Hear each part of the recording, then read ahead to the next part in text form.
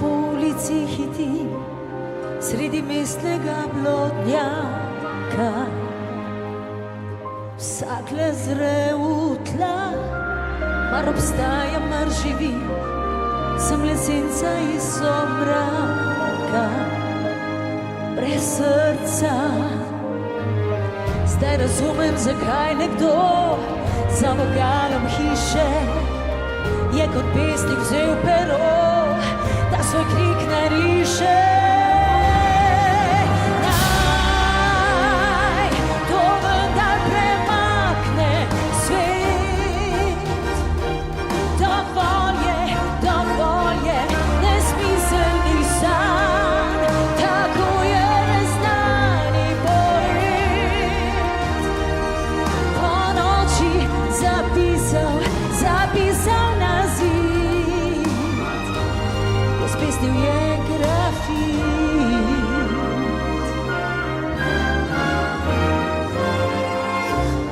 Kdo še zna prisluhniti, pozabiti razprti je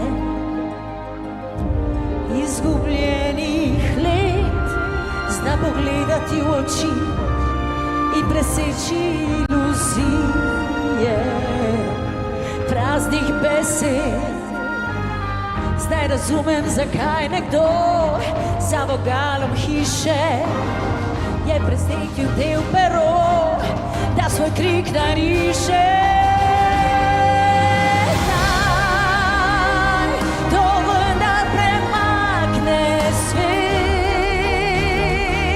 Dovolj je nesmiselnih sanj, tako je neznani poet po noči zapisal na zid, ko spesnil je grafit.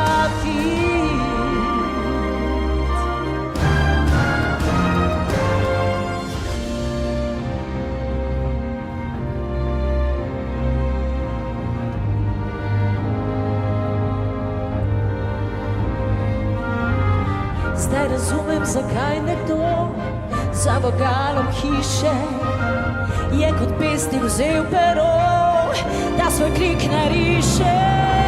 Naj to vendar premakne svet. Dovolj je nesmiselnih sanj, tako je neznani poet po noči zapisal na zid, ko spesnil je grafit.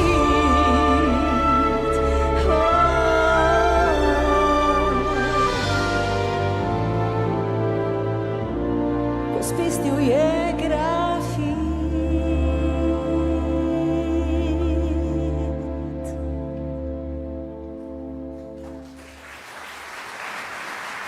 The BSF Orchestra with Maestro Giga Pirnat and special guest Ms. Nusha Derenda.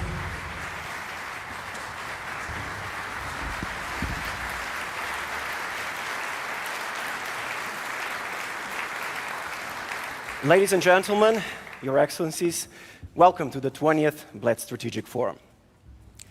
Let someone finally move the world. These words of a nameless poet, brought to life by Nusha Derenda, echo strongly in our own times.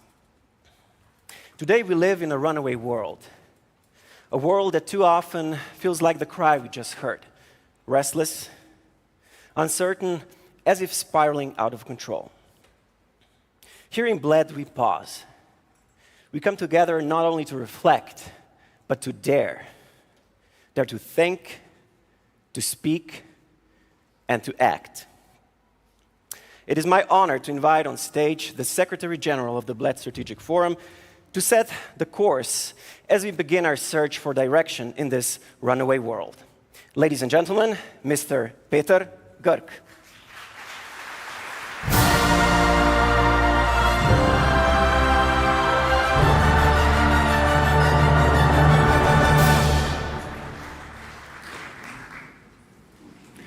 Thank you very much. Thank you very much, Giga, for this wonderful and powerful opening. Dear Excellencies, Presidents, dear ladies and gentlemen, welcome to the 20th edition of the Bled Strategic Forum titled Runaway World. You know, I may be one of the most stubborn people in Europe or even in the world, because for years, and it was really years, I've stood here and I said the same thing, that human rights, the rule of law, cooperation, solidarity, and multilateralism, and above all, decency, must be more than words. They must guide the actions of the international community. And yet, the world keeps testing this belief. The war in Ukraine, the devastation in Gaza and the Middle East, the unbearable suffering in Sudan. These are not just distant tragedies. They are symptoms of our collective failure to act when it matters the most. Still, I refuse to give up.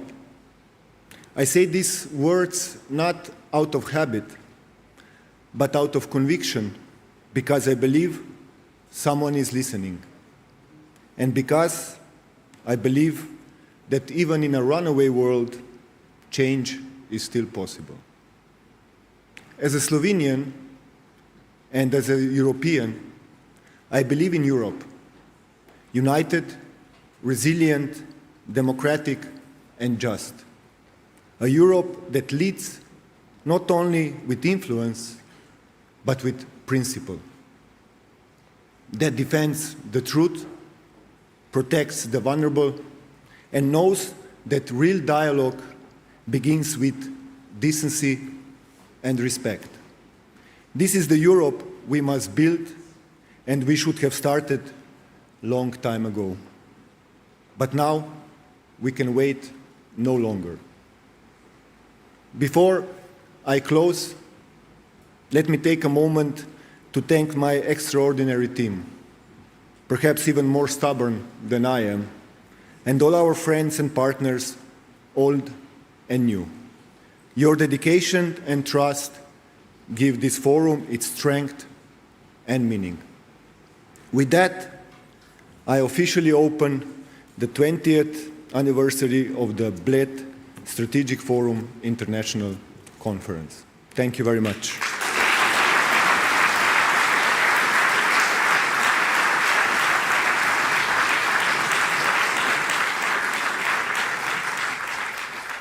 Thank you, Mr. Secretary General. It began here, in this very hall, almost 20 years ago. The world has changed beyond recognition. With the orchestra beside us, let us turn back the wheel of time and rediscover where and when it all began.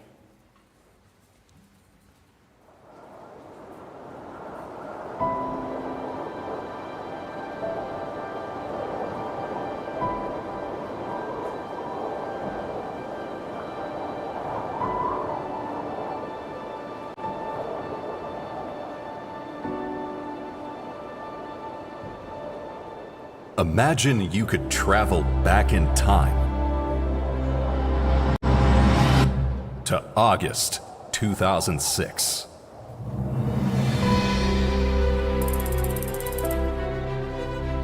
There were 1.6 billion fewer people living on Earth, and the global economy was less than half the size it is today. Only 17% of the world's population had access to the internet. Today, nearly 70% are connected to the web. Back then, a relatively unknown network called Facebook was only open to college students in a handful of countries. And Twitter, an obscure website, had only been made public a month earlier. The European Union that had just welcomed 10 new member states would add another 3 over the following decade, and for the first time in its history, see a member leave the Union. Carbon dioxide emissions were 27% lower than they are today.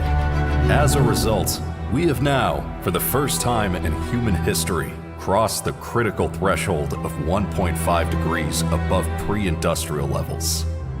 In 2006, people would not have understood words like iPhone, hashtag, unfollow, and crowdfunding, which were yet to be invented.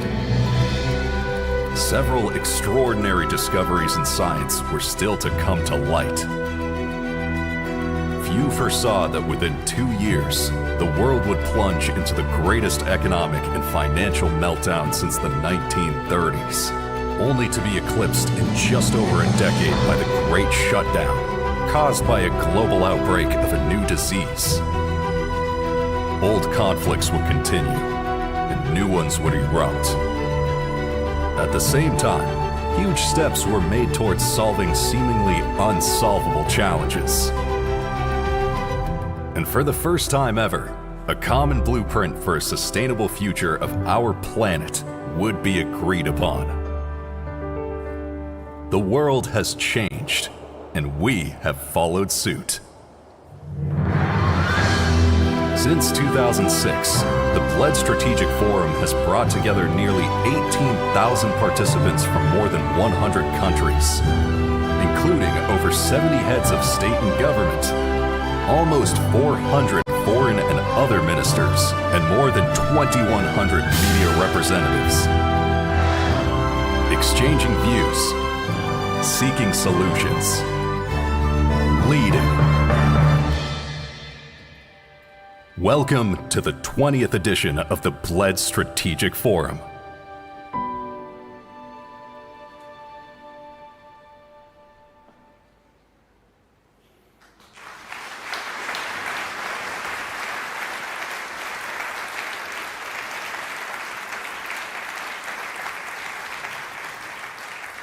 As we turn from reflection to leadership, it is my honor to welcome on stage Deputy Prime Minister and Minister of Foreign and European Affairs, Ms. Tanja Fajon.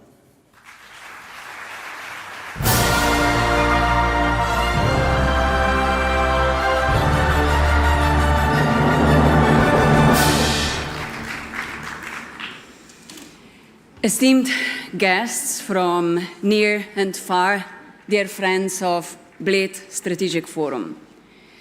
20 years ago, Slovenia launched this forum with a simple belief. Diplomacy must serve people and not power. That belief resonates even more urgently today. We gather in Bled in the midst of crisis, in the midst of wars, injustice and deep uncertainty, in what truly feels like a runaway world. Fear too often divides us or paralyzes us. And in such turbulent times, we need steady anchors. The rule of law, shared solidarity and a moral conscience. Slovenia strives to be one of them. As a member of the European Union and as a member of NATO and the UN Security Council, Slovenia does not stand on the sidelines. We believe peace is built through diplomacy, justice through law, and security through cooperation. But how do we turn these principles into action? Let me present our 3 tests of commitment. The first is Ukraine. Russia's aggression in direct attack on Europe's peace and security. Slovenia and the European Union stand firmly with Ukraine, supporting its right to a free, sovereign, and unified future. Peace cannot come at the cost of justice or territorial integrity. We reject outcome that rewards aggression.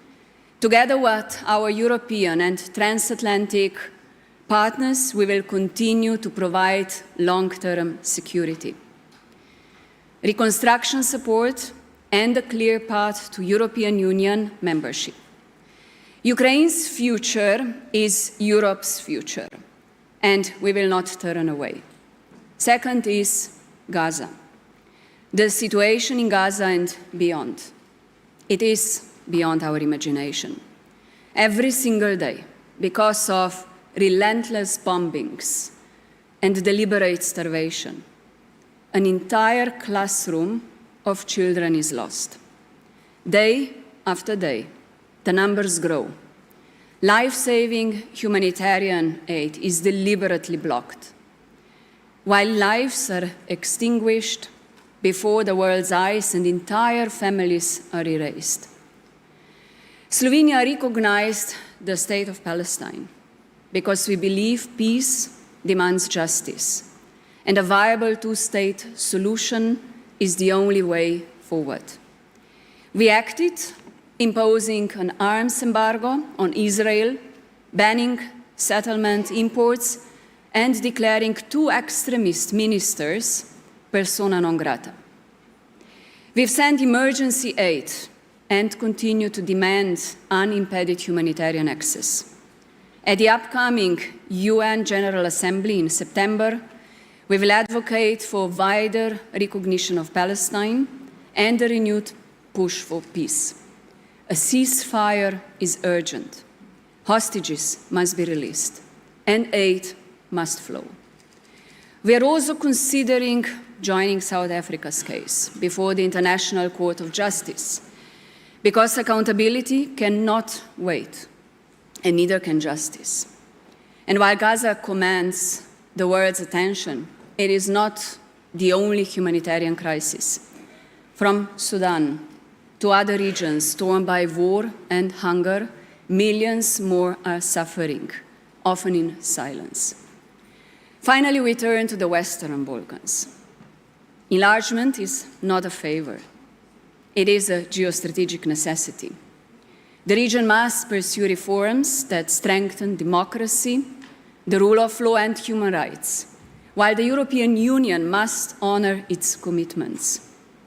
We commend peaceful civic demonstrations, including in Serbia, as vital expressions of European aspiration.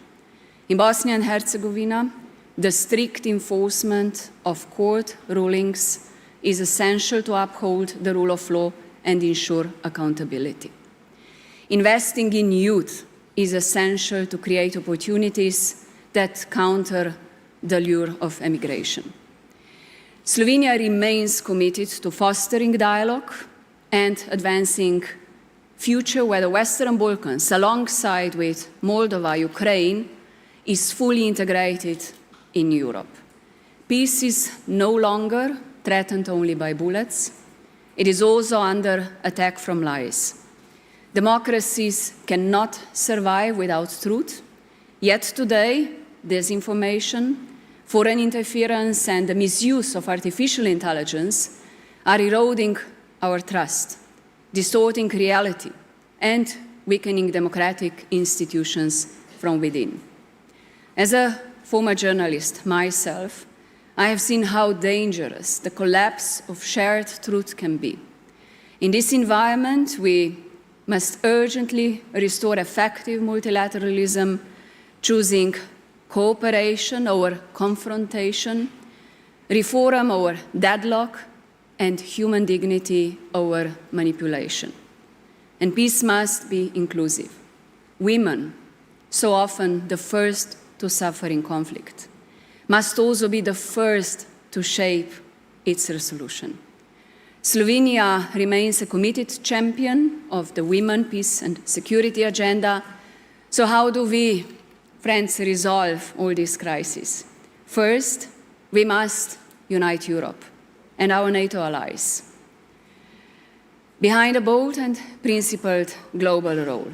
Second, we must restore effective multilateralism, a UN Security Council that acts decisively and not stalls. Third, we must uphold international law consistently without double standards. And fourth, we must choose truth over fear, justice over silence, and people over power. And as a foreign minister, I have seen the quiet strength of diplomacy, of building trust, seeking political solutions, and listening with intent. Even a small country can make a meaningful difference when it stands firmly for international law and acts with principles in times of crisis. Today, over 120 armed conflicts are raging around the world, while Europe faces economic uncertainty with projected growth of just 1.1% in 2025 and 0.9% in the euro area. And this volatile global landscape, Europe must rise not just as an economic actor, but also as a force for principle. And the EU may not be a traditional military power, but it possesses immense influence. The influence of values, diplomacy, law, and example. And that influence is strongest when rooted in unity, especially among neighbors. Slovenia's close cooperation with our neighbors, Italy, Austria, Croatia, and Hungary, all fellow EU members, shows how regional trust can strengthen Europe's global voice. And we must now use the influence more boldly to defend truth, support peace, and strengthen global cooperation. In a world that often seems to be spinning out of control, principled leadership matters. And Slovenia is proving that even a small country can lead, and with courage, with conscience, and a steadfast commitment to justice, human dignity, and international law. And we will continue to do so, and I invite you all, today and tomorrow, to embrace our brainstorming activism of the Bled Strategic Forum and take an active role in shaping solutions that can make a world a fairer and a safer place. Thank you so much for being here.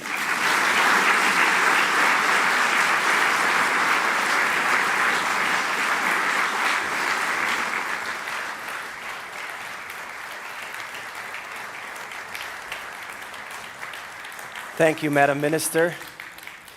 For 2 decades, the Bled Strategic Forum has been a crossroads of ideas and voices that shape our times. Let us now look back at some of the faces that have stood on this stage and at the numbers that tell the story of a world growing, changing, and struggling.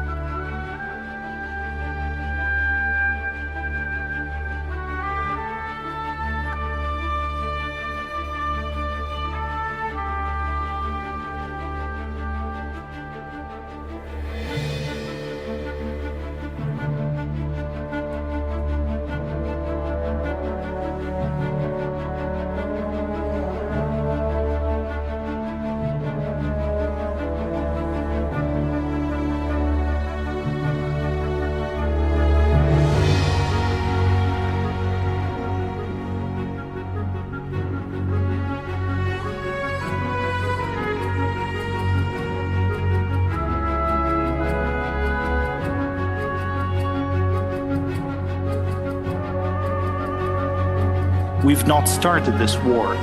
We are defending our territory and we want to restore the territorial integrity.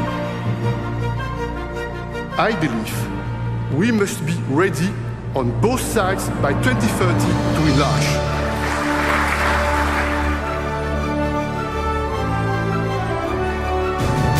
This forum has become a tradition, and it is also a testament to Slovenia's global leadership.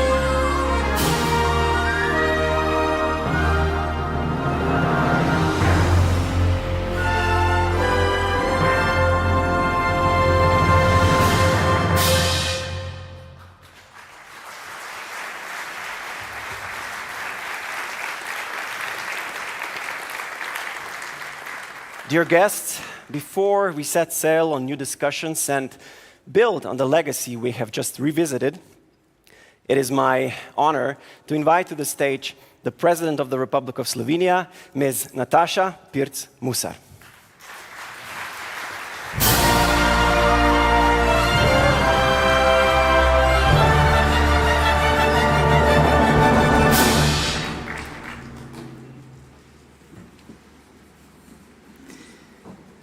Dear Speaker of the National Assembly of the Republic of Slovenia, Urška Klakočar Zupančič, Prime Minister of the Republic of Slovenia, Dr. Robert Golob, Excellencies, distinguished guests, ladies and gentlemen, it is my distinct pleasure to welcome you to the 20th Bled Strategic Forum. 2 years ago, I had the privilege of watching a retrospective of past forum editions. Apparently, some members of the organizing team secretly shed tears of pride, and I would say rightly so. It is hard to comprehend the amount of time and energy that goes into making these events a success. So to all the BSF teams over the years, thank you.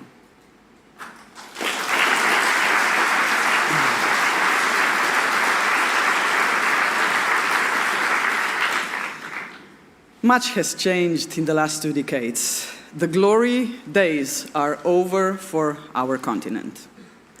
Europe is no longer the global political and economic heavyweight. Nevertheless, countries across the world, big and small, want Europe as a reliable partner. A strong Europe, they say, can be an ally of those unwilling to be dependent on or commanded by the great powers. It is an honor to see the rest of the world wanting Europe to remain a vital player in international relations. However, we risk the opposite by giving it to politicians and political parties who prefer a weaker, less interconnected, and less inclusive Europe. They believe bilateralism dwarfs multilateralism. They reject the very values on which European integration rests. Today, it is therefore more important than ever to discuss these values, the values that makes us human. It frightens me to say, but I must. 25 years ago, the European Union adopted the slogan, "United in diversity." Yet today, I fear we are not even close to making this commitment a reality. Instead of unity, we drift towards disunity. Ladies and gentlemen, is this how we wish to cooperate with and compete against the great powers? I hope not. I hope Europe will become a respected player in the international world stage. I hope that geopolitical discussions affecting and decisions affecting Europe are not and will not be made without Europe. And I hope Europe continues to stand firmly behind the central premise of the epilogue to the war of aggression against Ukraine, that no decision about Ukraine's future are made without Ukraine. Ladies and gentlemen, Europe will only be competitive if we learn to set aside our differences and self-interests for the success of the Union and all its citizens.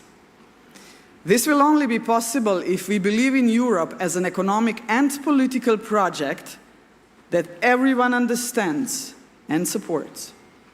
In such a Europe, we will not question democracy as a way of life. We will take the single market seriously. We will care for the poor, the elderly, and the vulnerable. And we will know how to fight for our interests as Europeans. Then there is diversity. There can be no respect for a diversity without basic human rights. That, however, is not the case. 70 years after the integration began, and 35 years since the Cold War ended, skepticism about human rights is spreading. Xenophobia and intolerance towards those who are different or think differently are major challenges. So are the denial of women's rights, marginalization of minorities, scapegoating of migrants, and alarmingly, support of genocidal and apartheid policies. Excellencies, esteemed guests, Only 80 years have passed since the end of the Second World War. Only 80 years. And we already seem to have forgotten how vital human rights and dignity are for civilization and social progress. So deep is this collective amnesia that even the prevention of genocide, the most abhorrent crime against humanity, no longer carries the urgency it once did. I'm not here to compare the dehumanization of millions under Nazism and fascism, leading to the Holocaust and other crimes against humanity. Far from it. But I must say this. The world condemned the Srebrenica genocide and brought its perpetrators to justice. Why then, only 3 decades later, do some politicians tolerate, even defend, the Israel's genocidal policy against Palestinians in Gaza?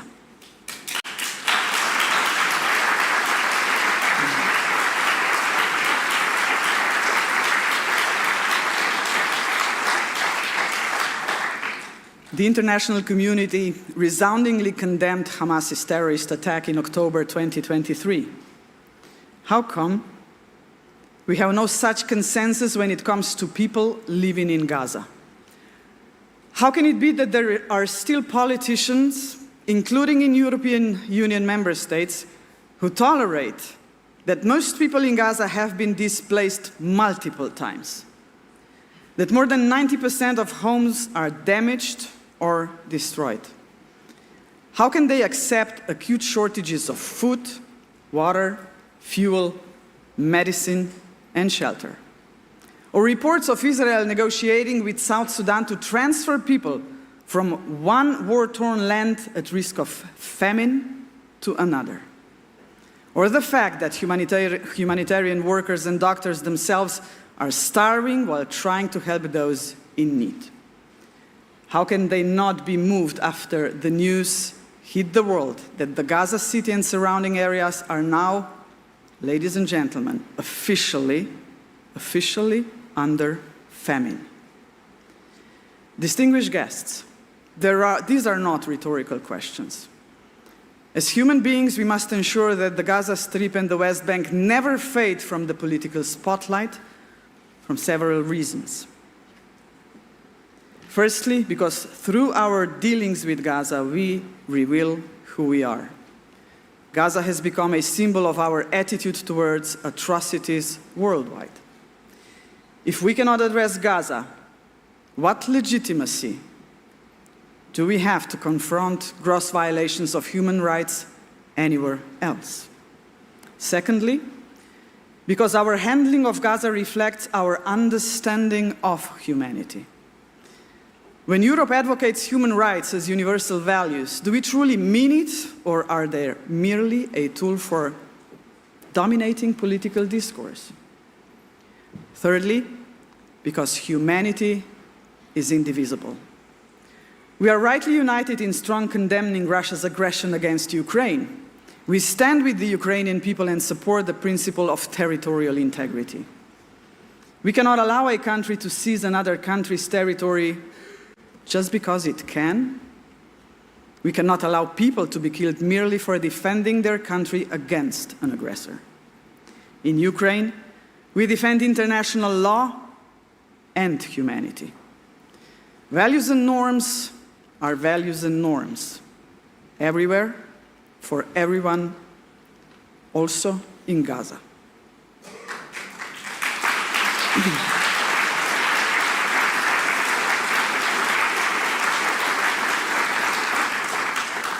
Fourthly, because Europe needs to show unity in defending humanity. The EU's ultimate response to Israel's actions in Gaza will show the world how our leaders see Europe's future, whether democracy, unity, diversity and trust in international law remain at the center of the European integration. That being said, I find little cause for optimism.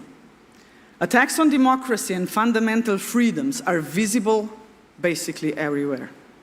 Many of us grew up with leaders criticizing autocracies during the Cold War. Several of those regimes endure, and their practices are spreading regrettably, even in Europe. Freedom of thought, academic freedom, and investigative journalism once shaped democratic discourse. Not anymore, and this is wrong. This is historically wrong. Without freedom of thought, there can be no progress. Attempts to restrict free speech are always met with resistance. Those who suppress freedom of thought and critical thinking always end up on the scrap heap of history. With this in mind, I would like to express my support for the initiative to award the Nobel Peace Prize to Francesca Albanese, the UN Special Rapporteur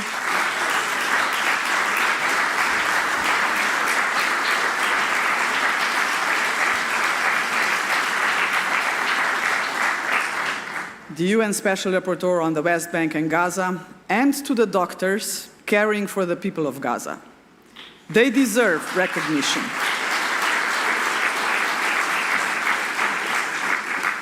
They deserve recognition for risking their lives to restore peace and uphold humanity.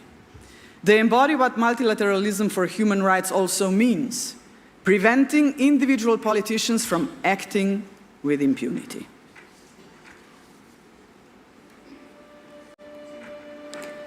Dear friends, we cannot stand by and watch history unfold without us.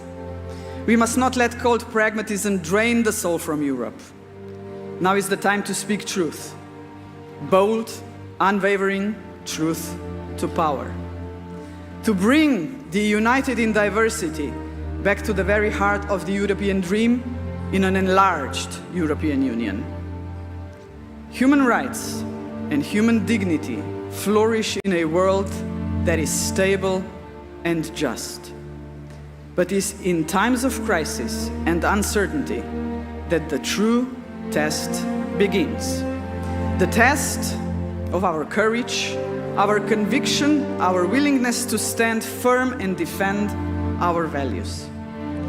Now is the time to raise our voices, not in whispers of compromise, but in a thunder of determination. Let us reject those who bend their values to the winds of profit and personal gain.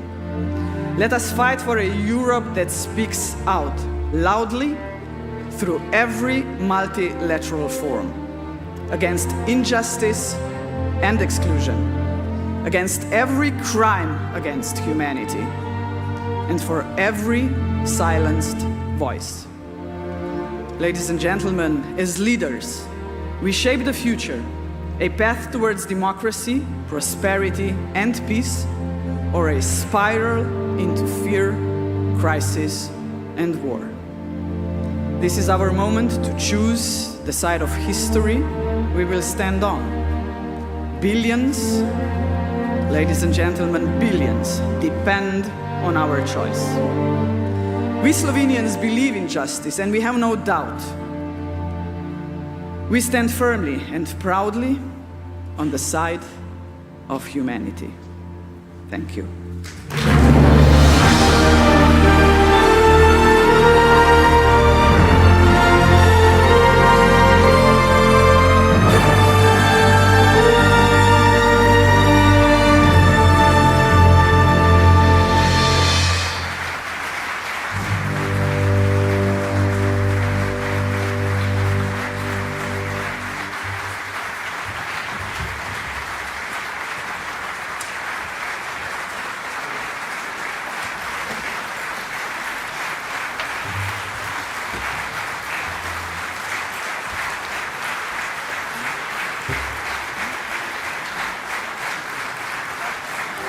Ladies and gentlemen, international TV presenter and journalist, Ali Aslan.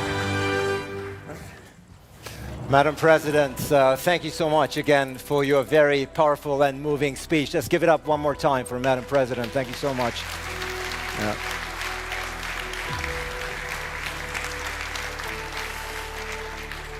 And thank you, of course, for a wonderful opening to the Bled Strategic Orchestra, ladies and gentlemen. Wonderful. Thank you so much.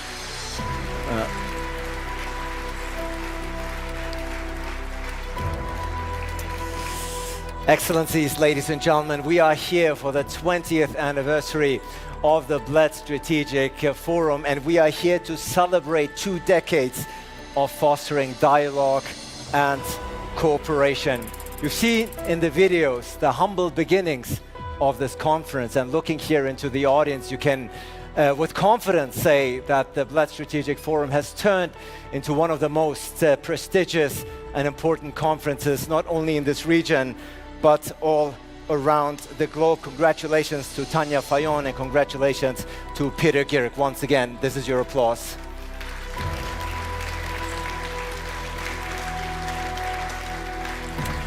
Now, I myself, I've been part of this forum. I've had the privilege of being part of this forum since 2018. You might have seen me up there on the memory video there.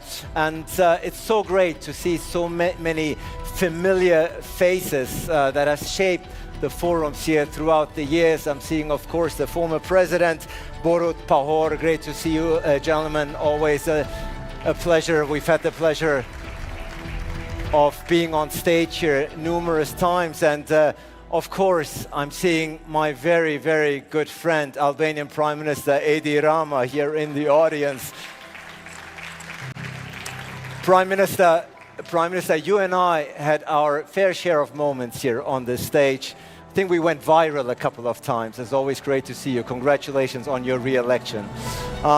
But I also see many new faces here, new additions. Of course, the President of the European Council. I'm seeing Antonio Costa. Welcome, gentlemen, here to Bled for the very first time, at least in your new capacity. And of course, I'm seeing EU High Representative Kaja Kallas also here with us. Welcome to you as well.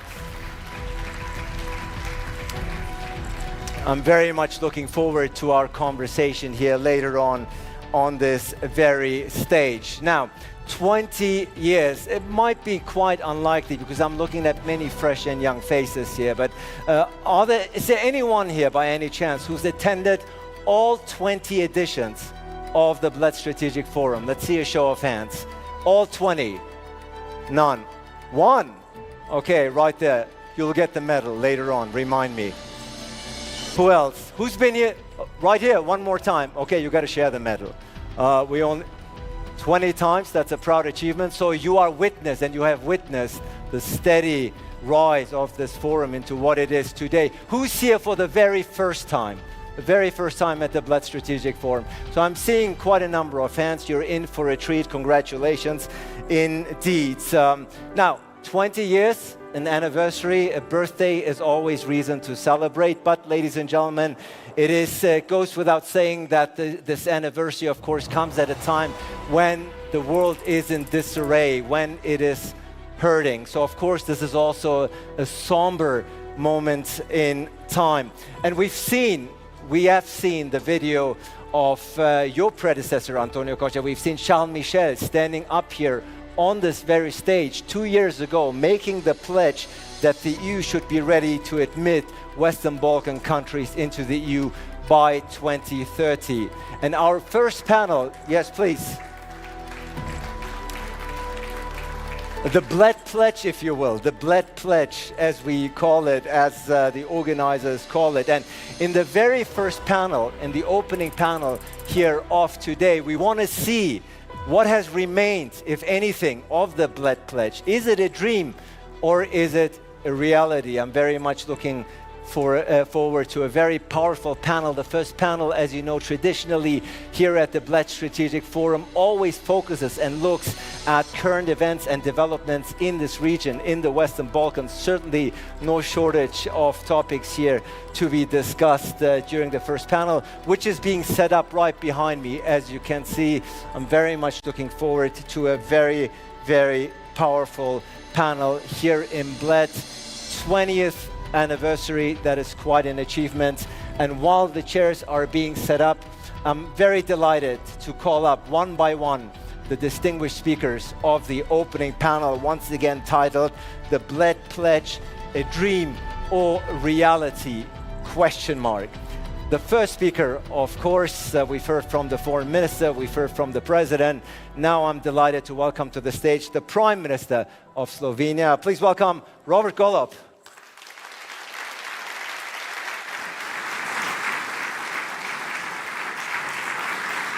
Always good to see you.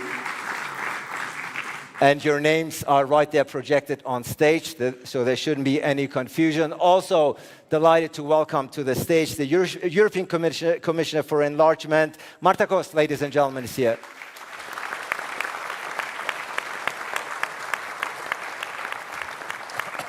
Commissioner, wonderful to have you. We will see what remains of the Bled Pledge. Yes. Very much looking forward to your remarks. Very delighted to welcome to the stage a gentleman who needs no introduction to the Bled Strategic Forum. He's a very regular face here, year in, year out. The Prime Minister of Croatia, Andrej Plenković, ladies and gentlemen.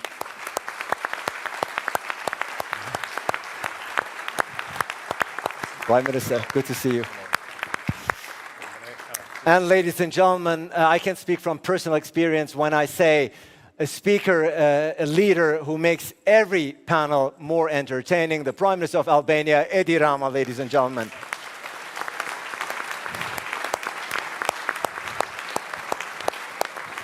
So you are staying with me here? Staying with me here or no? No, not this year, Edi Rama, for good reason, I believe. But I'm delighted to see you back. And last, but certainly not least, delighted to welcome to the stage the Prime Minister of Montenegro, Milojko Spajic, ladies and gentlemen.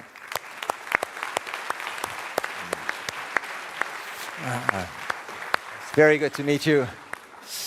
And the moderator of this session, very, very delighted to welcome her to the stage, the director of the Istituto Affari Internazionali in Italy, Natalie Tocci, ladies and gentlemen. Yeah. And Natalie, great to have you. And before we start, yes, please, before we start, this year we have a different setting. Usually you dive right into the conversation, but we are very, very delighted to have a very special guest here with us who will give an input, if you will, make the intro to this panel. I'm delighted to see him here and welcome him now to the stage for a keynote address. Ladies and gentlemen, the President of the European Council and former Prime Minister of Portugal, António Costa.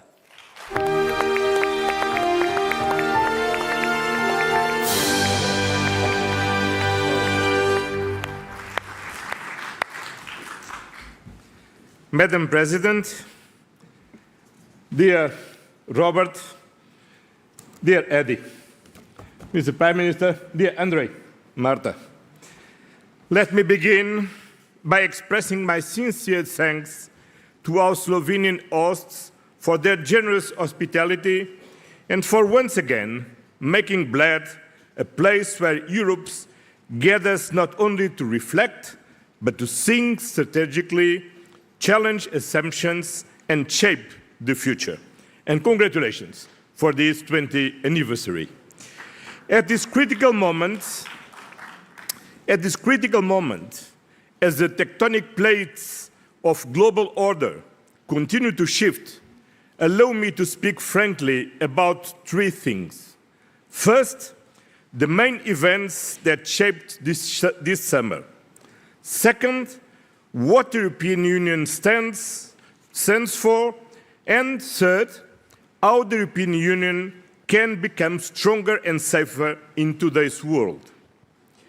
In what the European Union is concerned, this summer was defined by two important developments.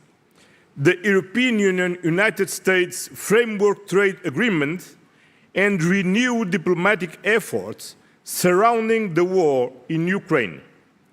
I'm aware that the frustration felt by many Europeans who perceive the Union as having been too passive in shaping these developments. Let me address this directly.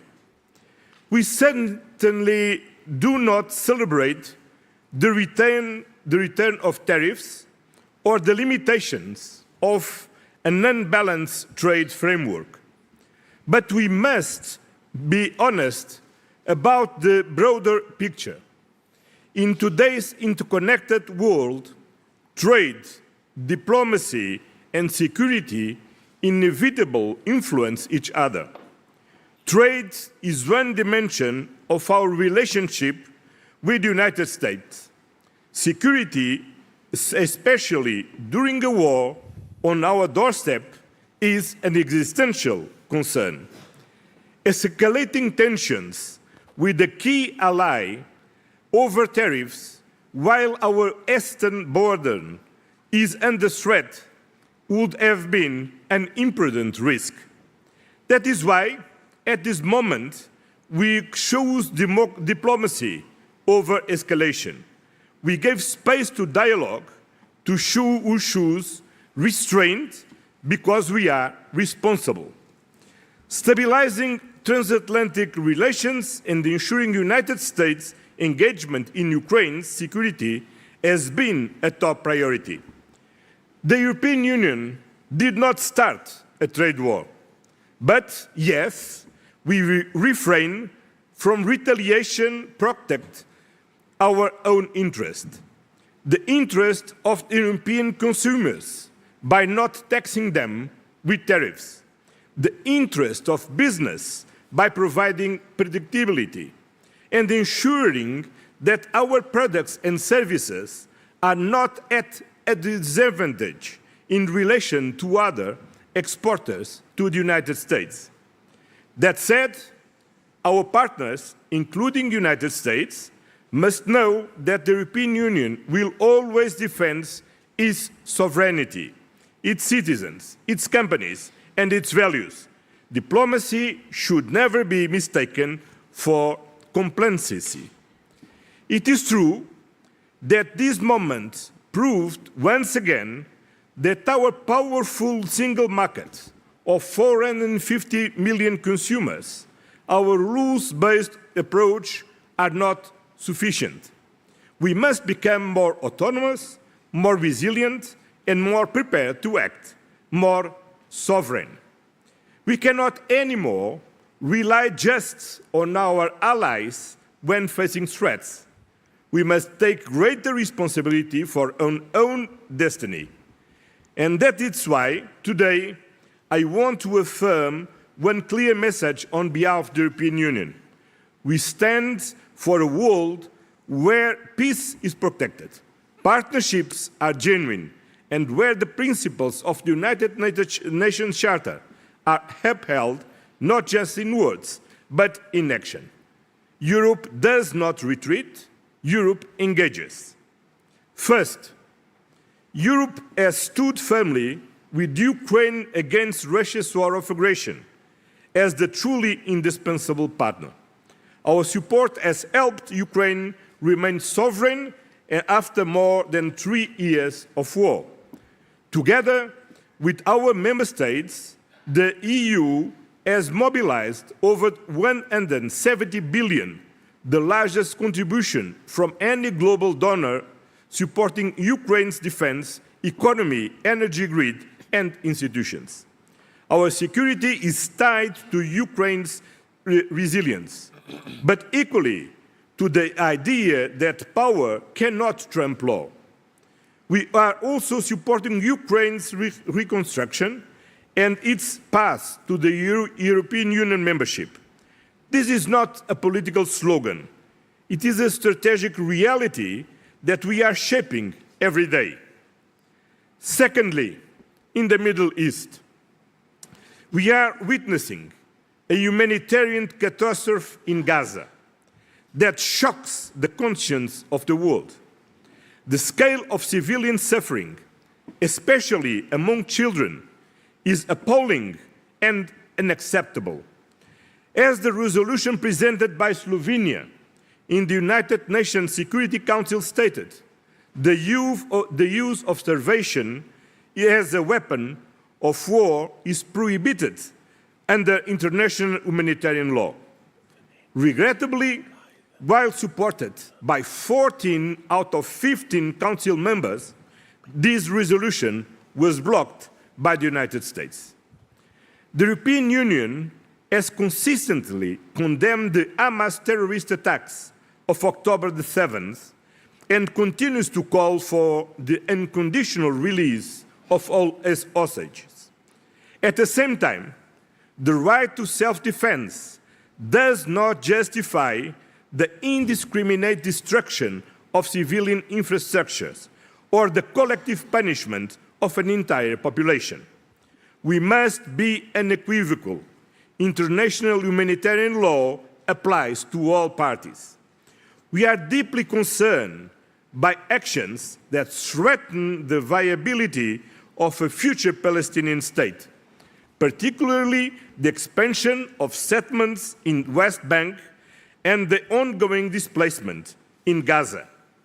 These developments risk undermining peace and destabilizing the broader region, and for sure, our friends from Egypt and Jordan can explain here very clearly. We therefore call for an immediate and sustained ceasefire, an unhindered humanitarian access, a halt of illegal settlement activity, and the renewed international commitment to a two-state solution. The European Union remains the leading donor of humanitarian aid to Palestinian people. European funding has kept hospitals, schools, and institutions running, providing more than 450 million since the start of this war. We are actively supporting diplomatic efforts, and Palestinians representatives must obviously be allowed to participate in international fora, including, or especially, the United Nations General Assembly and the upcoming conference on the conflict. The Palestinian people deserve peace, dignity, and statehood, and that this is also the most sustainable path to the security for the Israeli people. We believe both are possible, but only if we act together, engaging more actively with our partners in the region and speaking with one strong European voice. And let me be clear, unanimity in the common foreign and security policy is not a right to veto, but on the contrary, the special responsibility for each member state to build compromises in the spirit of loyal cooperation. Thirdly, geopolitical naivety is over. That is why we are massively increasing our defense investments to reinforce our own security, strengthen our industries, and create jobs across Europe. This will also enhance our credibility and influence on the global stage. Peace without defense is an illusion. Soft power alone is not enough in a world where hard power too often prevails. In the meantime, contrary to the worst predictions, we have succeeded in keeping the United States engaged in NATO and committed with Europe's eastern security. Diplomacy still works, and the transatlantic bond holds. The United States accounts for 20% of our exports and 13% of our imports. But the remaining 80% of the global economy also matters, and the euro and Europe must engage with it more actively. That is why we are building stronger trade and industrial partnerships across the globe. We are advancing deals with Mercosur, Mexico, India, Indonesia, Philippines, and Thailand, not just to boost trade, but to increase predictability and resilience. Diversification makes our supply chains more secure and reduce strategic dependencies, especially in critical raw materials. Our updated global gateway strategy is expanding our cooperation across Central Asia, the South Caucasus, Latin America, and Africa. It is a trade and investment agenda based on sustainability, digital innovation, labor rights, and climate alignment. Because trade deals, not tariffs, deliver real benefits for countries, companies, and citizens. Europe remains a reference point, not through coercion, but through example. For decades, the European Union has helped lift millions out of poverty and has stood for development, democracy, and peace. Our soft power is not naive, it's necessary. In the fragmented world, our contribution is needed more than ever. And finally, let me conclude by addressing our own future. The European Union is not a closed club. We are a community of values and a project of peace and prosperity. And that project is not yet complete. The accession path of the Western Balkans, Moldova and Ukraine are not just promises. They are priorities. These countries are at the heart of Europe and they are part of Europe's future. In the coming years, we must prepare the Union for enlargement through reforms, budget adjustments, and strengthened governance. Enlargement will not be easy, but it will be worth it. It is the best investment we can make to reconcile nations and histories and to build a more united continent. We will continue to work with all accession partners and take advantage of its positive momentum on enlargement. The European Union's growth plan for the Western Balkans is a potential game changer, offering financial support and incentives for reforms, regional cooperation, and economic integration. We must not lose this momentum. All leaders must do their part. All parties must take responsibility. Because this is not about geography. It is about values, democracy, human rights, freedom, rule of law. This enlargement presents a significant challenge for the European Union and its member states, but is even more demanding for the Western Balkans countries. And the greatest difficulty is not the required reforms or the negotiation of various chapters and clusters. The real challenge lies in adopting a new culture mindset, overcoming historical conflicts in order to build a shared future. Ladies and gentlemen, in today's fragmented world, the European Union chooses to act, not through power alone, but through partnership, principle, and perseverance. We will stand with those who uphold international law, not with those who seek to dismantle it. We will keep building a stronger Europe, not for ourselves alone, but for the benefit of global peace, justice, and cooperation. This is Europe's promise. This is Europe's purpose. Thank you very much.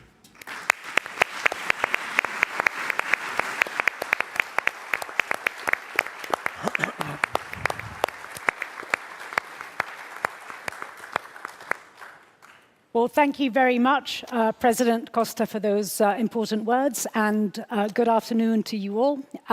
Back to school, back to Bled. Here we are, another year, and here we are to discuss, once again, an extremely important topic.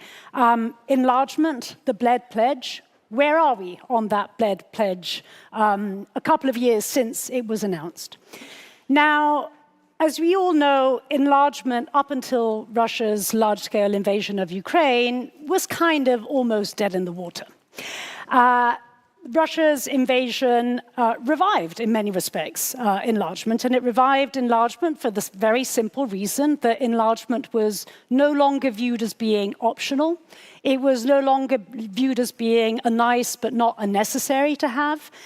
There was no stable grey zone in between the European Union and what lied to the east, and therefore all of a sudden enlargement once again was understood as being strategic, as being in our own interests, as being perhaps even existential. And it is really in this context that the Bled Pledge was made. Now, I think in fairness, what we can say a couple of years on is that a number of very important things have happened. New countries have been recognized as candidates to enlargement. Accession negotiations have been opened with several others. Accession talks have been accelerated with a couple represented here on stage today. And as President Costa was reminding us, we also have a growth plan. So I think, if we really do want to look at the glass half full, it's fair to say that indeed there have been important steps being made. But for true believers in enlargement, for enlargement enthusiasts, I think as many of us in this room are, we tend to look often also at the glass being half empty. What is it that we could do more? What is it that we can do to accelerate further? What is it that we can actually do to ensure that that Bled Pledge is not only met, but perhaps we can even anticipate it by a couple of years? And in order to discuss this question, Ali has already introduced them. We have an absolutely stellar panel to discuss them with us. And especially indeed for those that would like to see the process accelerating even further, there are, I think, at least a couple of questions or challenges that I think would be extremely important to discuss over the next hour or so.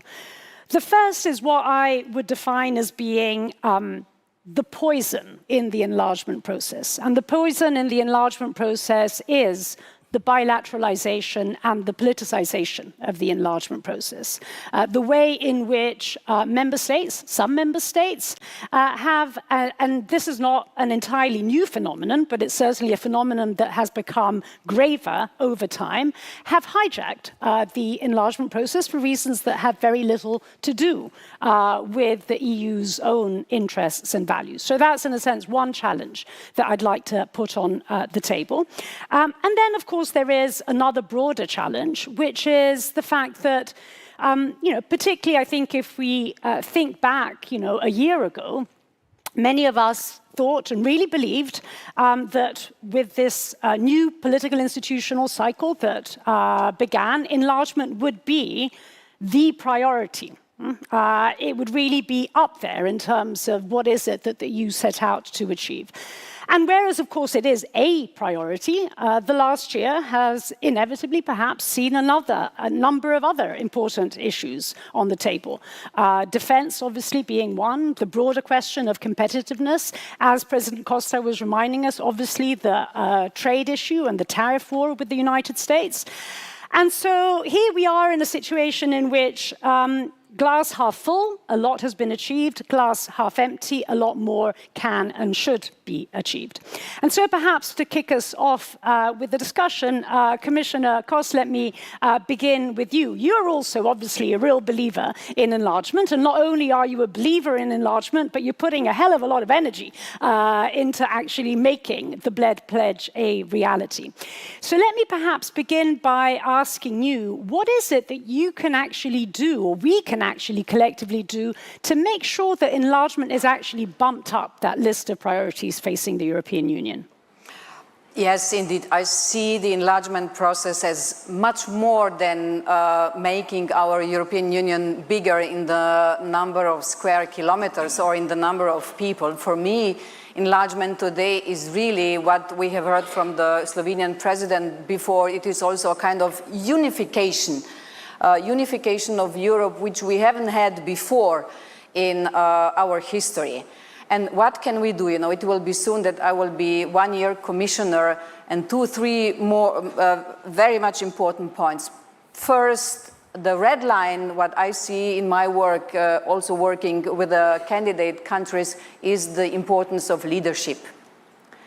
It cannot be, the accession process cannot be successful if it's not led by the leaders, like we have Milojko and Edi today, who first believe themselves that the best for their country is the EU membership. They live this, they show this.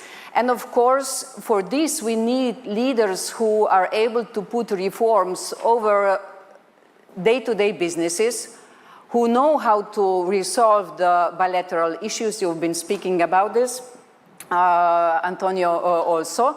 And third, who also understand, I call this the soft point, that it's their task to bring the people of their country to this so-called soft point when everybody will understand, indeed, it is moving and we are doing it and we are making it. The accession process is not only about what we do in Brussels or what the leaders do. It is about how public is supporting it, the parliament is supporting it, and civil society. First point. The second point is there are no shortcuts. You've been speaking about the pledge of Mr. Borrell. He was speaking about that 2 sides should be ready in 2030. The candidate countries, but also we.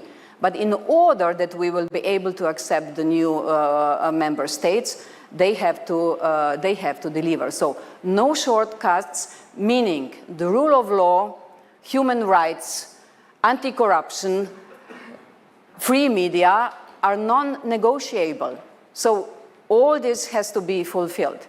The third important thing I would name is the geopolitics has changed.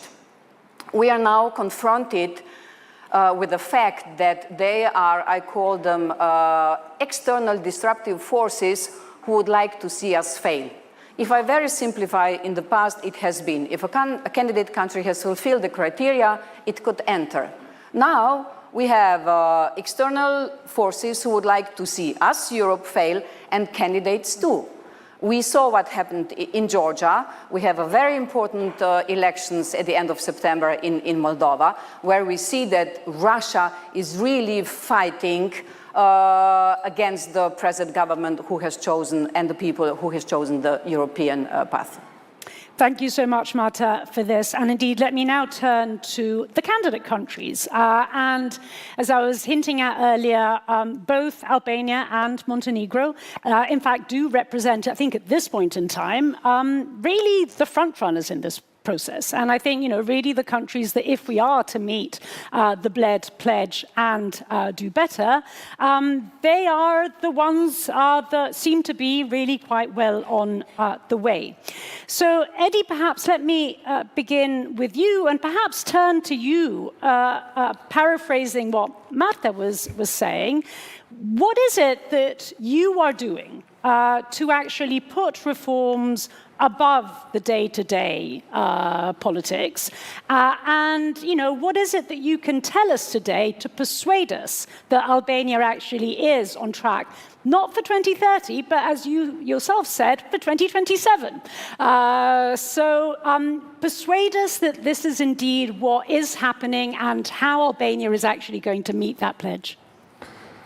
Thank you. And first of all, it's really very nice to be here in the 20th anniversary of this forum, although I have not followed the whole 20. And I want to make very quick remarks, 2 remarks. Number one, I saw the film and I was amazed to see our former president being the same. Like Slovenia, by the way, every time I come here, nothing changes, the same, perfect. And the second remark is, I don't know for what reason, maybe it's strategic, but the chairs become tinier and tinier and tinier. More and more uncomfortable. Maybe you have a message through the chairs, I don't know. This panel only. just to tell us, don't... There's a reason. Just to give to, just to tell us we have to finish quick. But if you wanted us to finish quick, first of all, no Italian moderator, because they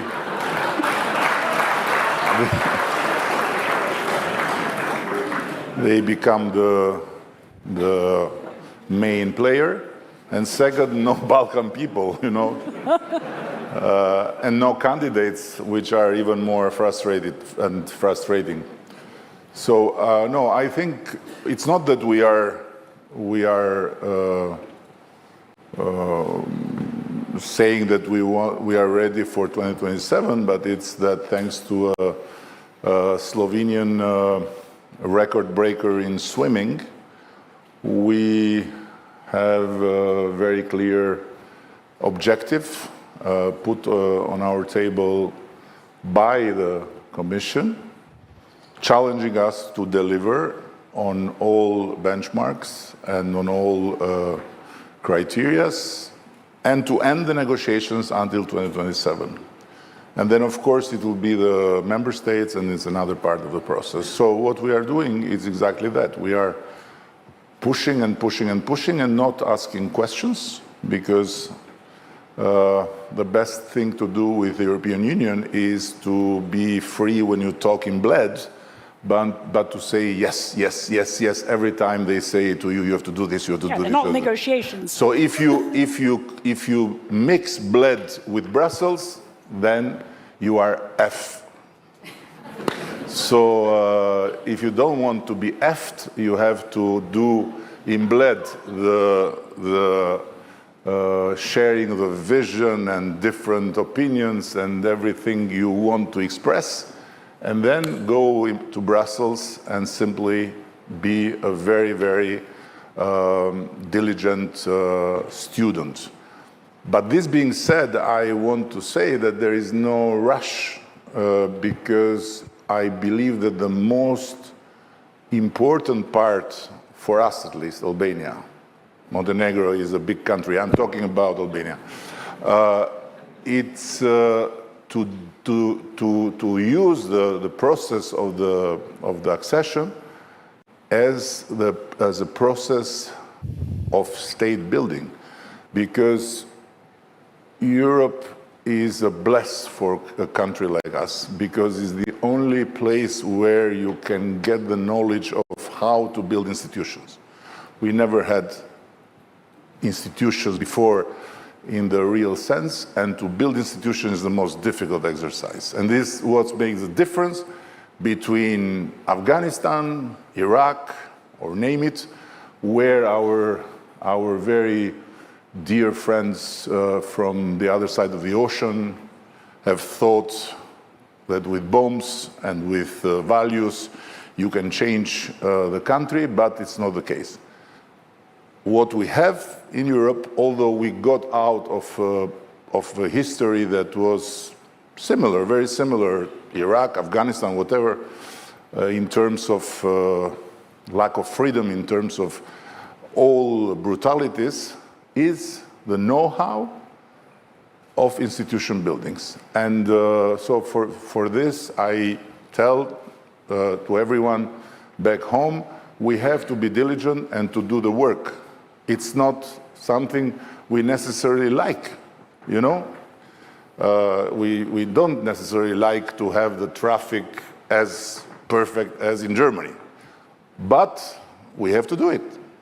And Europe is here to learn us, to teach us how to have traffic lights and how to have good circulation within the institutional life.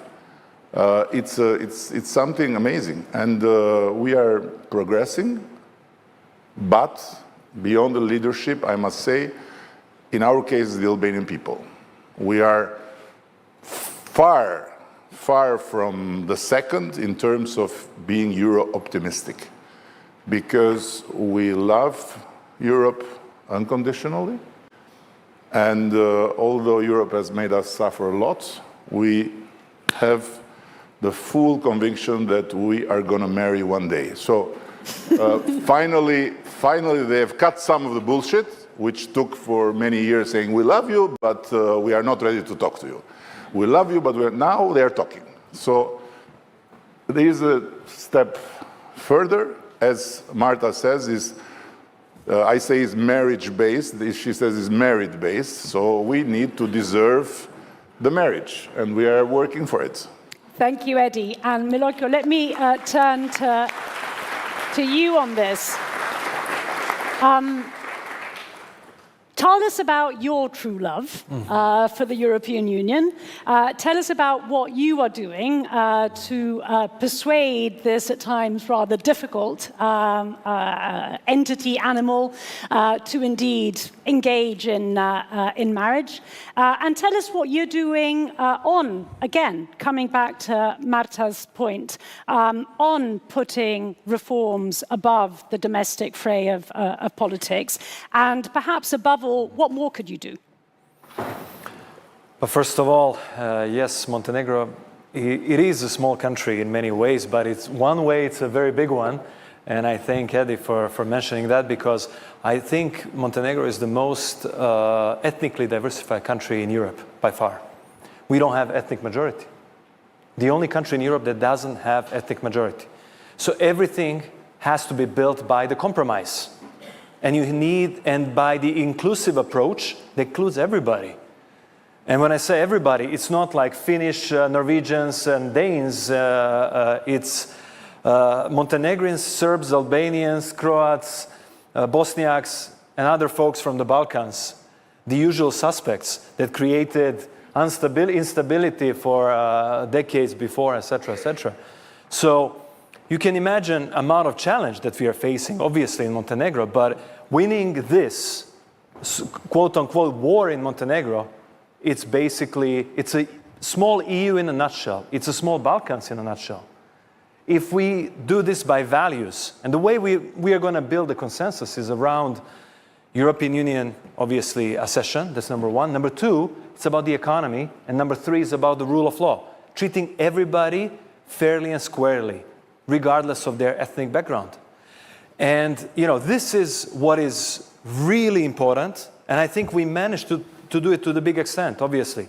In Montenegro now, within the majority, we have all the parliamentary Albanian, Serb, and Bosniak parties, that are obviously Montenegrins as well, but I'm saying those from the region, which was unthinkable before. Now we have them all in the government, in the majority, deciding together. And we just had only the Germans to be an EU, and Italians, a German minority there. So the thing is, we had a big reform just recently, and we had whole parliament voting unisonly on electoral reform, which is a really big one. It was impossible to do it for like decades. The same was about the Constitutional Court and many other reforms that we couldn't really do for decades. Now we can do all of these things with more than 2/3 of the majority voting in favor, because of these three things. And this is what unifies the country. And this is what should unify us all in the European Union as well.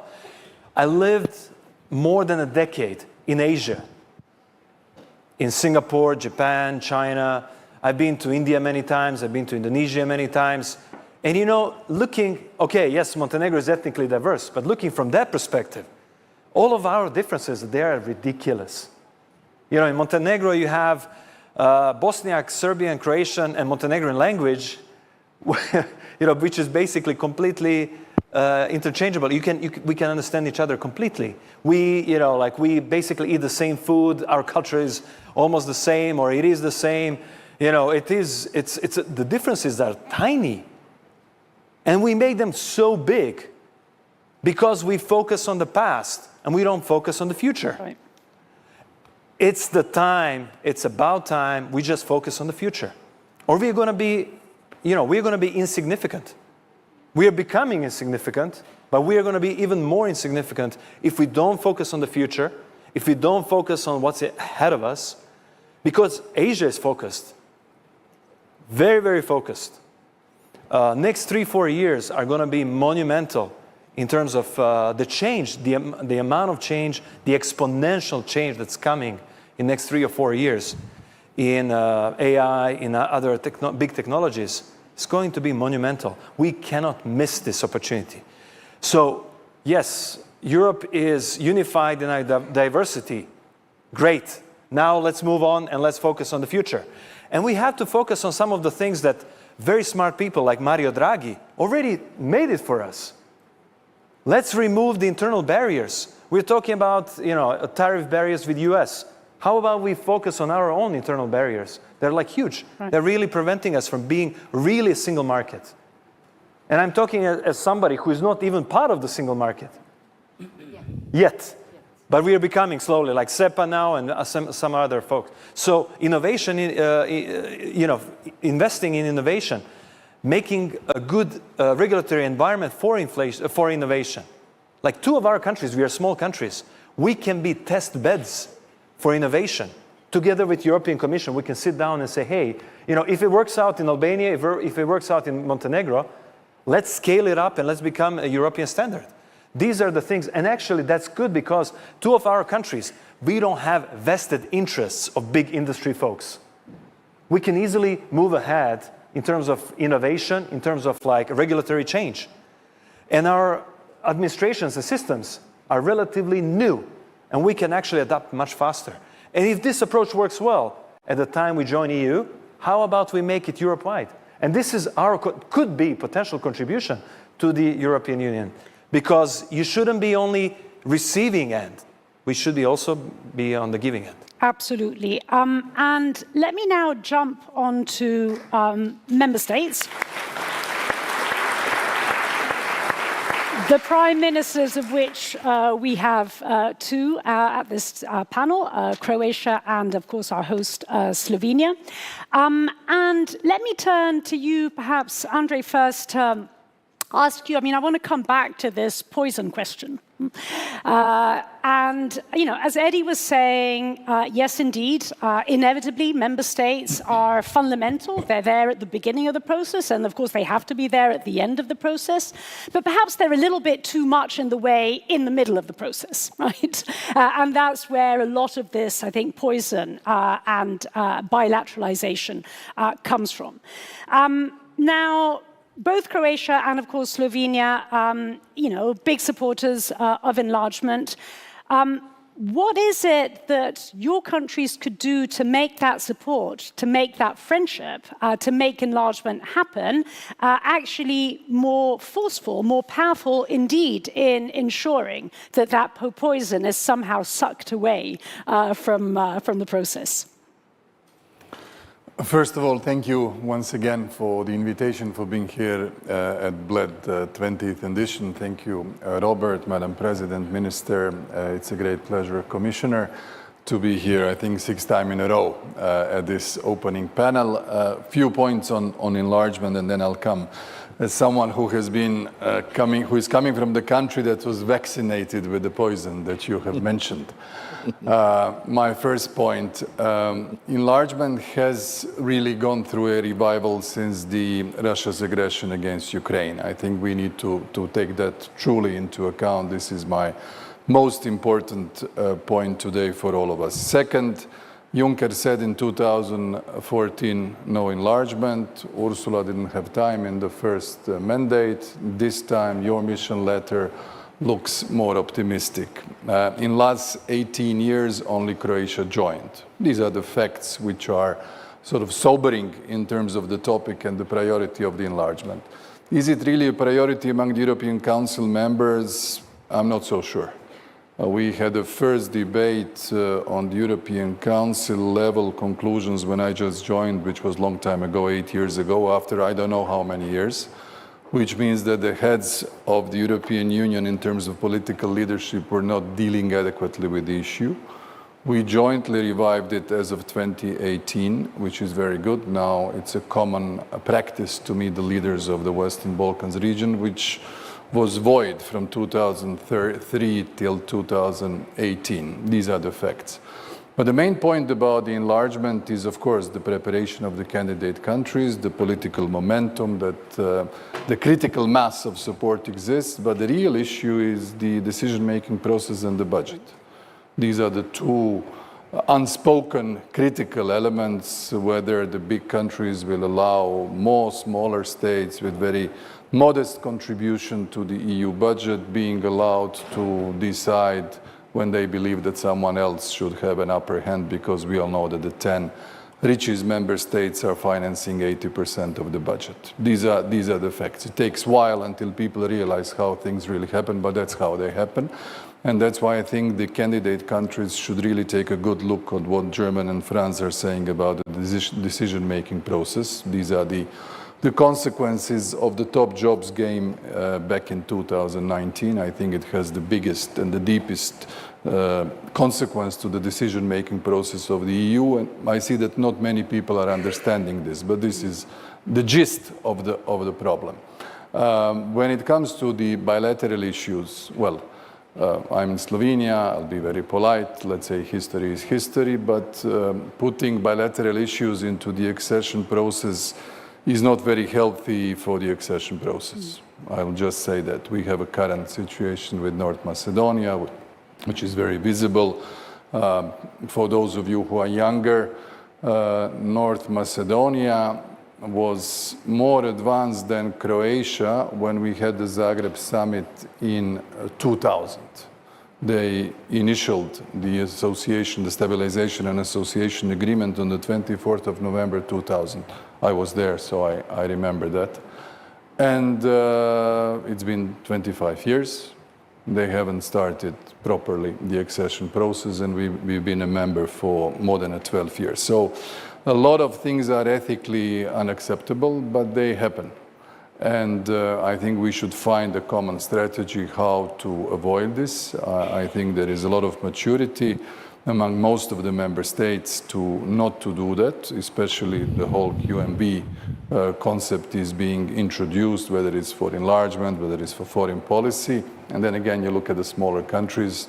If the QMB is installed, and since not everybody is behaving in the spirit that Antonio mentioned, and we know it, he is now the new master of 27-1 and the chairman's conclusions and all of the diplomatic nuances that we adopt, but that's the way it is. I have the feeling that many countries will never allow the consensus go away, because literally they become overnight irrelevant in terms of decision-making process. And that's why this sort of scholarly or theoretical narratives, they just hit the hard reality when it comes to the statement's craft and what one should do and what one can do.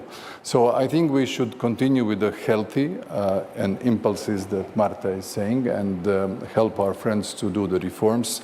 Unless both conditions are met, that the criteria are really fulfilled and the political momentum is created, there will be no enlargement. Very clear. We know it, and avoid all the poisonous elements as much as possible. Yep. If we behave in a poisonous manner, some countries will never join the European Union, and we are not behaving like that, on the record. Absolutely. Robert, let me turn to you now, and I think picking up some of the remarks that Andrei was making there, and if I could sort of sum it up, you basically have a situation in which there is, at times, a very small but very active and vocal minority that stands against.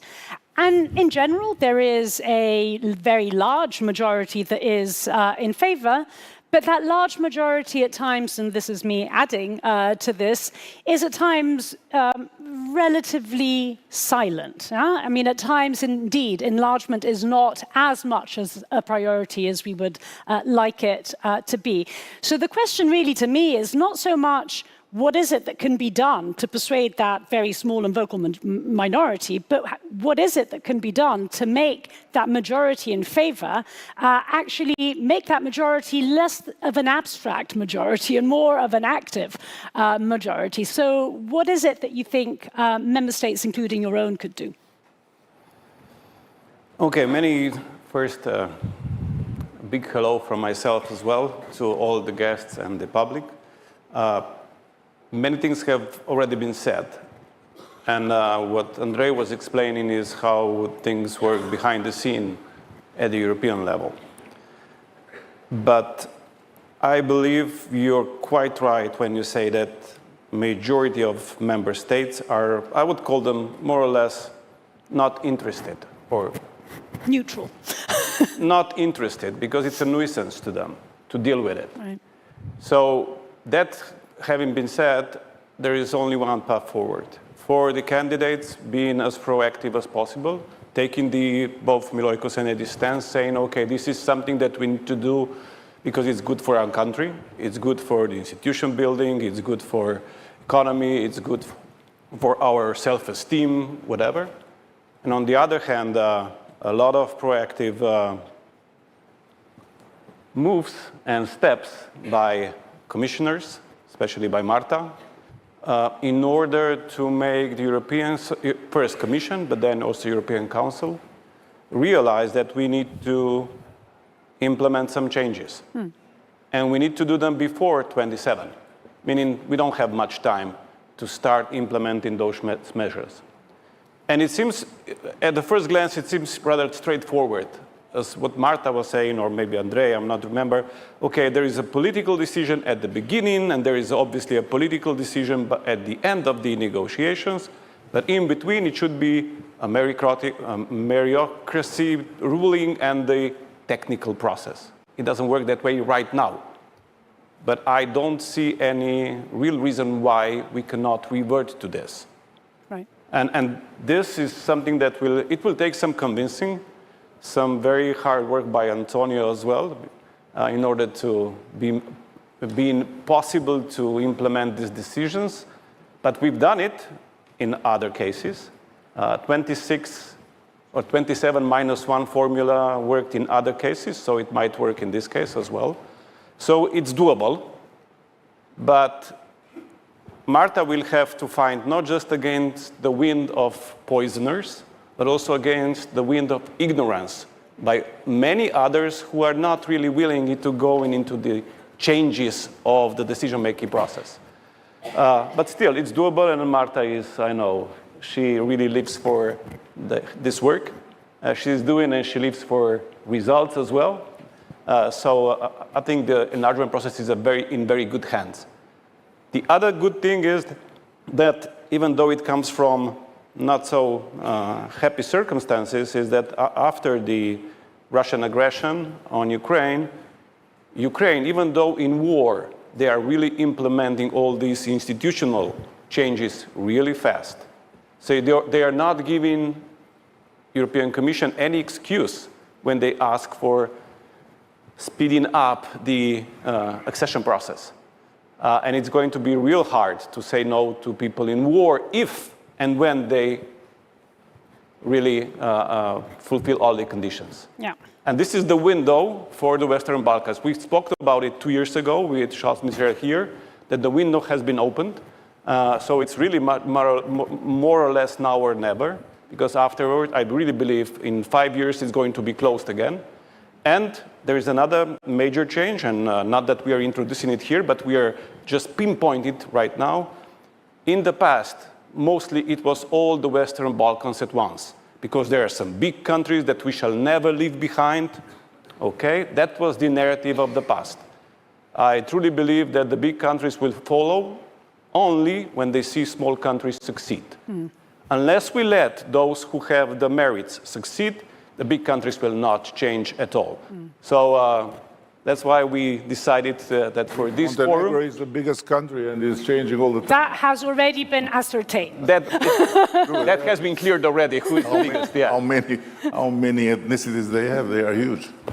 So I believe they could be an inspiration to everyone else to follow suit.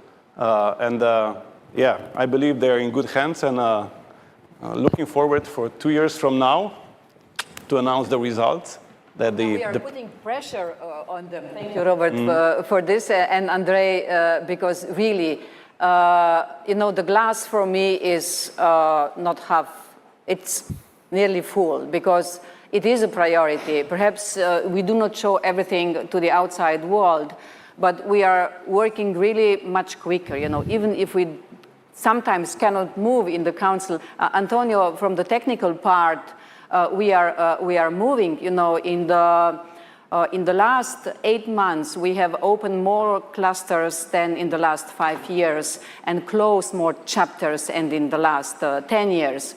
We will open 2 clusters more for Albania this year, so we already agreed with Eddie that we will celebrate first in Brussels and then next year with a football match between candidate countries and member states in Tirana, and the president of UEFA will play with us, and perhaps some others too. Then, of course, with Montenegro, and now with your help, thank you for this, Andrei, we are advancing, and it is possible, you know, if we finish in 2026 with the technical part of the negotiations, then in 2028 we could get the 28th member of the EU. If Eddie will do it as he is doing now excellently in 2029, we could have the 29th new member of the EU, and then it's shortly 30, but then my mandate is at the end. So I don't have enough time anymore, just 4 years more. So I have to hurry up. But may I, if I just add, I was speaking about the leadership and how is this really, you know, for me, yes, I am goal-oriented. That's why we made an Eurobarometer on enlargement. Tomorrow we will publish all the results. The citizens of Albania support the EU membership by 92%. We are loyal people, you know. We supported the Ottoman Empire by 92%. We supported the Soviet Union by 92%. We supported Maoist China by 92%, and now EU. And our best is that even when they fail, we are with them until someone else comes. So when you will fail, we'll say no. We are EU.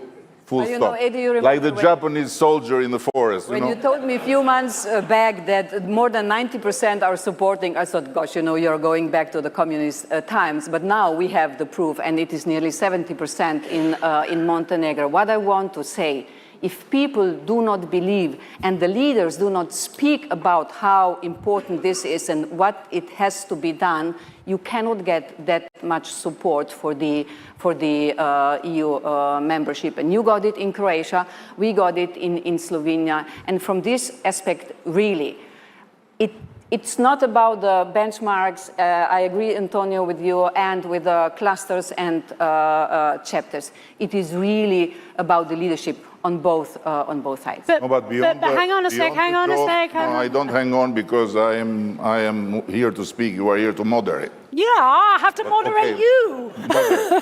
Moderate, okay. No, I just wanted to add something, but moderate. Okay, I'll moderate you and give you the word in a moment. In fact, I wanted to ask... I'm indulging just because we were your vassals once upon a time. There you go. There you go.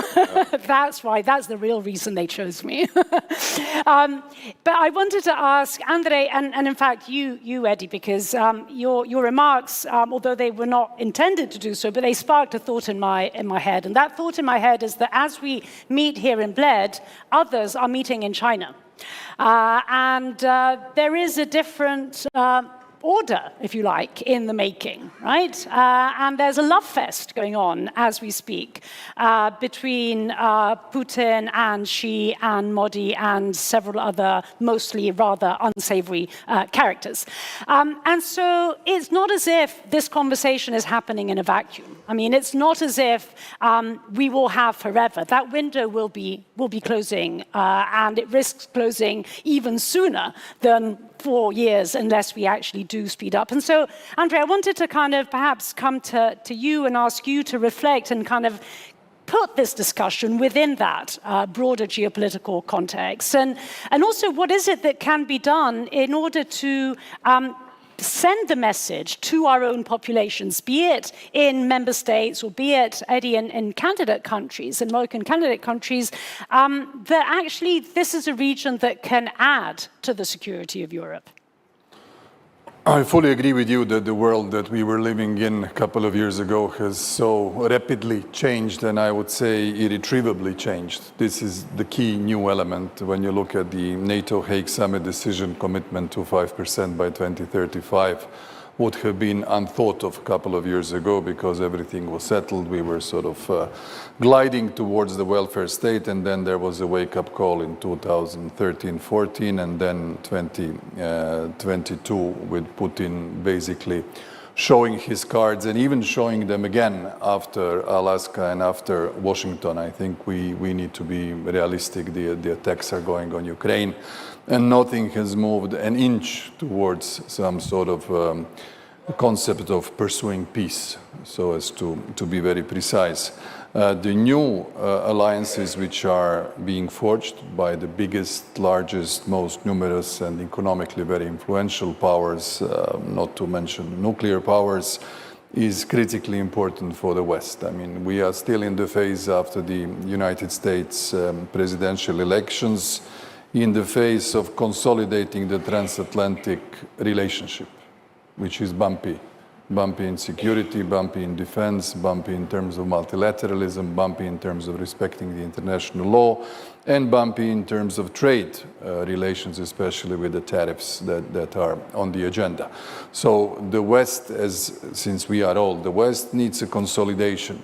The slower the enlargement, the more influential other actors will become in all of the countries of the Western Balkans. We are all being polite, but when you look at the harsh political reality, you have North Macedonia blocked, you have Serbia under more than 2 years of biggest and strongest and the most serious internal unrests and demonstrations at the verge of the civil war. Bosnia and Herzegovina with Dodik overstretching for years whether he will separate or not, hop, he's out. This is where we are today with Banjska that left without a serious remark or articulation back in 23 by anybody in the European Union. We pretended it didn't happen. These are the realities of where we are. So I think we should be really sober about the enlargement and the changing global context. I'm very much in favor of the enlargement. I think all the countries are doing a fair share of efforts to join, but they need to stabilize politically. The numbers of political support are not enough. We also had big support before we joined. If I went now to a referendum, 50-50. 50-50. The narratives have changed. There are so many false information that is being spread around, and people, unfortunately, in the context of the technological revolution, tend to trust false information quite a bit. So it's a perennial battle for us to win the narratives, and we should also be realistic. This is part of the enlargement. The other are Ukraine and Moldova, both under active or frozen conflicts, both under war or occupation of part of their territory. This is where we are. These are the two closest to Cyprus situation that we have had, except that the ongoing Russian aggression is still there. So the topic is important, but it's so strained with all of these elements that we have to be realistic. One thing we have learned through our enlargement is we need to be very realistic. Eddie. Very realistic. Oh, sorry, it's stronger than me now because he mentioned Alaska. And as I am haunted by something I told here about Putin and the time zones, it got in my mind something new about Putin's waste biological bag. You know about it, right? That wherever he goes, he has a waste biological bag to collect and bring home. And the reason why is because he collects proof that wherever he lands was historically Russia. Understand? So I want to go back 1 second to the joke, to the half joke and half truth about our 92% historically, because it's true, but in the same time, it was never our choice. So we were fully in with all empires, and the first empire that we have embraced because of our choice is European Union. And we are very devoted to it. And by the way, I don't think there is another country so far in Europe where you can have a campaign and you can run an election exactly on that, on the EU. And the reason why we won big this time, I think, was very much connected to the EU pledge and to the call for all the people to gather around the flag and bring the flag in EU. Now, I was before in another room and in another talk, and someone from Slovenia said to me, "You are doing great, but be careful for what you wish, because we are in EU and it's not going well for us." And I told them, listen, you are in such a good place in Slovenia that if we go through the list of things you have and we would wish to have, it's huge. Are you absolutely sure? But there is one thing in the list where we beat you, which is optimism. You are quite depressed here, you know? And, you know, because it's so perfect, it's so beautiful, and you are really scared that who touches something will do something wrong, you know? While in Albania, there are so many things we need to continue to improve and to adjust that is just the drive. And secondly, to your question about what happened in China, here comes the part that has nothing to do with our negotiations, but has to do with me as a European, free European. I believe that Europe should have been there. So I believe that Europe should be everywhere where the world meets.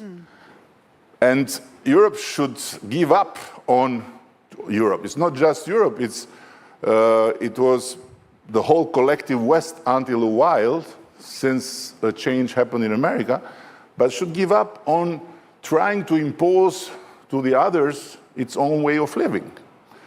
What we need to do is to protect our way of living from the others, but not to select friends and to select whomever we want to talk with based on their ways of living.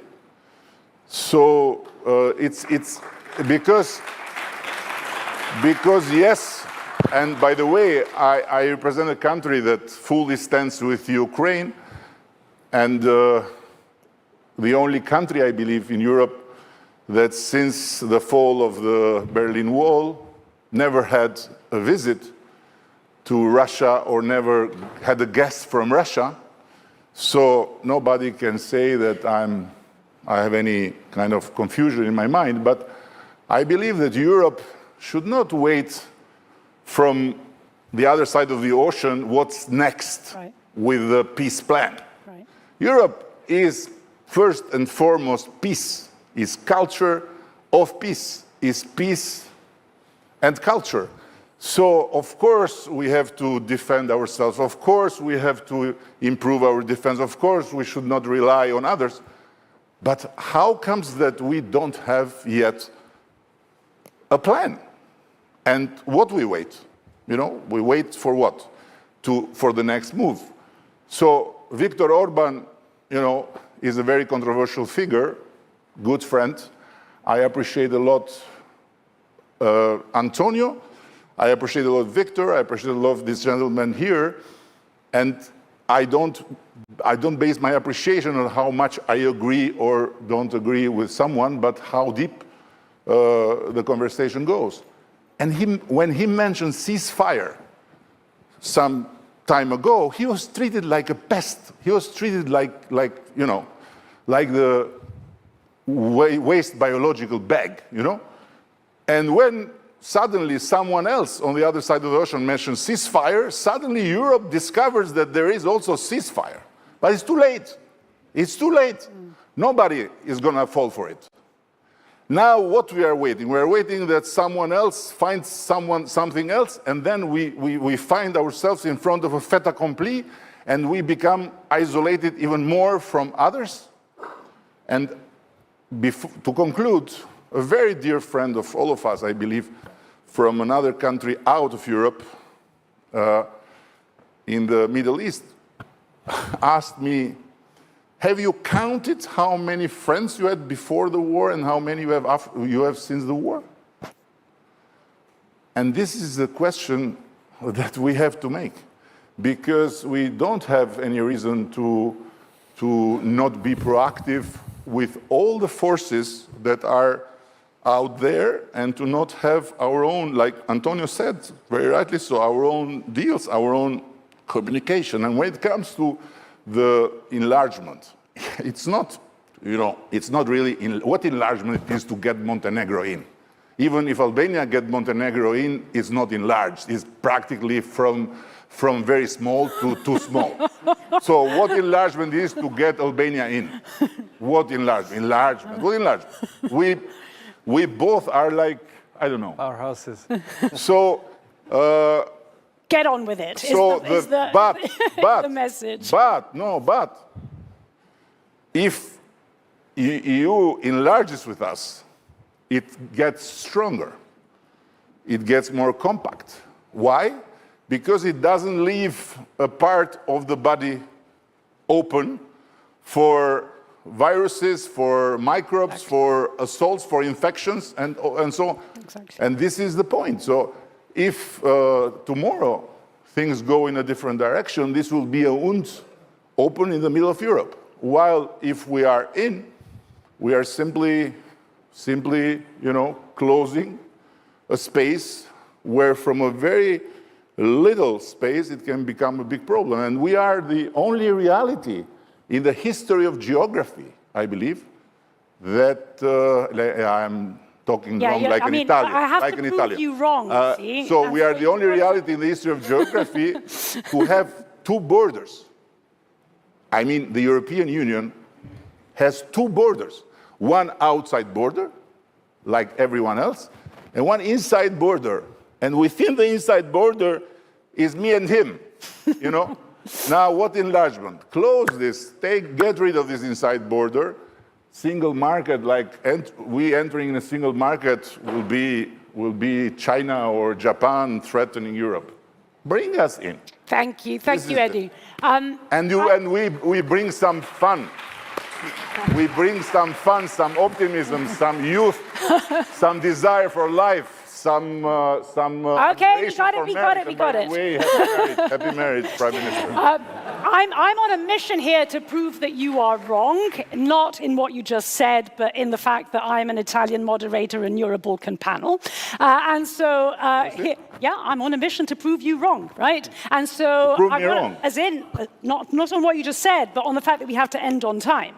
And so, let me end with I can prove myself wrong all the time. A final question to Milojko and to Robert, and it's a very short and crispy one. Tell me one thing, just one thing, which you could point to when we meet again in 1 year. Here we are in a situation in which it's not a 50-50, glass half full, half empty. Let's say it's a 2/3. No, I don't accept 50-50. So make it 70-30. Okay, 70-30. I want it to have an 80 or 85 next year. What is the one thing that should be done, can be done, and that you will do to make sure that we get to that 80-85% by next year? Milojko. Sorry, 80-85% of what? Of the glass being half full. Meeting the Bled. An attack from Russia to Montenegro will do it. And I want it in 30 seconds. Then we have a third world war, as Trump once said. Actually, getting Montenegro into NATO was one of his concerns in his first mandate. I'm joking. So, but it's because he doesn't know the size of Montenegro. This is the problem. No. He's probably very well aware of the size of Montenegro. But it's, I think the economy. Going back to the basics, guys, the economy is all, how are we going to pay for defense? How are we going to pay for many other things? How are we going to keep the political support? Why you don't even need defense? If you are all occupied, you are occupied. No, hang on. We need a distinctly, I would say, different and better story on the economy by connecting the economy and real life of the citizens with all the geostrategic approach that we need to do. Like we need the real, the people have to see the economy improving. This is the key. Last word. You want a realistic answer? Yeah, but an optimistic, realistic answer. Okay, the optimistic is they're going to close a record-breaking number of chapters in the next 12 months. You all and they mostly. And Antonio will find a way how to reshape the decision-making process in order to bring them to the final decision on whether they can get in or not. Unfortunately, realistically, it's going to take 2 years. Okay, I can live with that. I can live with that. And being just, Eddie, 10 seconds late, I think that Ali will be back here to tell us what we have to do. Please join me in thanking this absolutely fantastic panel. Thank you.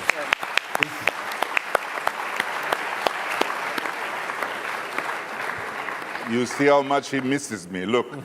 I do miss you, Prime Minister. Yeah, it's always good to see you. Next year, perhaps we'll be back on stage together, Prime Ministers, Commissioners. First of all, thank you so much for a very thoughtful and very thought-provoking discussion. Hopefully, at the very latest, in 2 years of time, we'll have these two gentlemen here as full-fledged members of the European Union. Thank you, Natalie, for your moderation, for finishing on time. Ladies and gentlemen, before I let our esteemed panelists go and leave those uncomfortable chairs, let me just point out very quickly before we take a quick break, please don't stray too far because we have another highlight for you, a one-on-one with EU High Representative Kaja Kallas, where perhaps many of the issues that you have laid forth will be picked up again. Prime Minister's Commissioner Natalie, thank you so much. This is your applause. Much appreciated. Really nice. Thank you.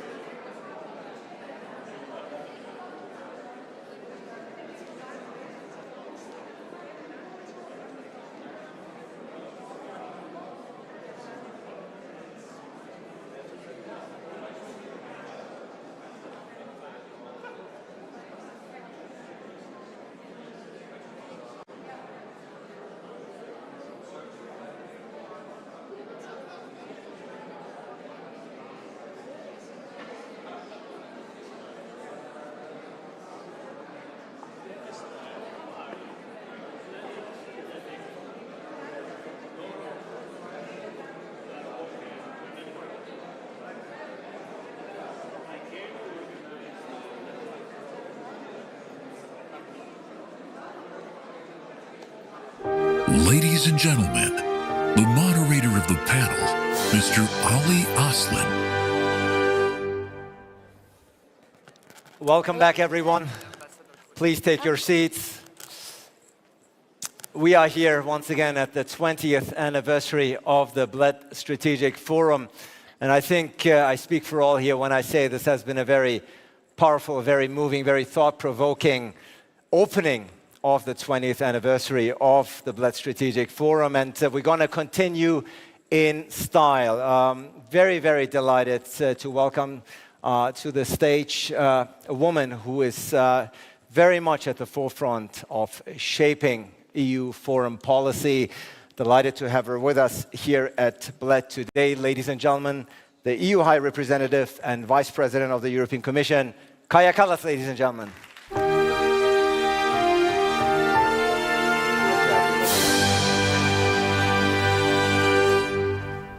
High Representative, wonderful to have you with us here in Bled. Not surprisingly, we're going to start this conversation with Ukraine. You have, of course, built a very strong reputation as a strong voice on Ukraine, and your unwavering support for Ukraine has actually earned you a spot on the Kremlin's wanted list. 3.5 years into this war, you speak to your counterparts, you speak to 27 EU foreign ministers. 3.5 years into it, do you see signs of war fatigue among EU member states?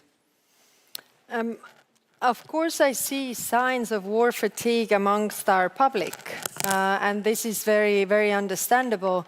At the same time, we don't have war, so why are we tired of the war as we are not fighting the bombs every day? But I see absolute resolve amongst the European countries still.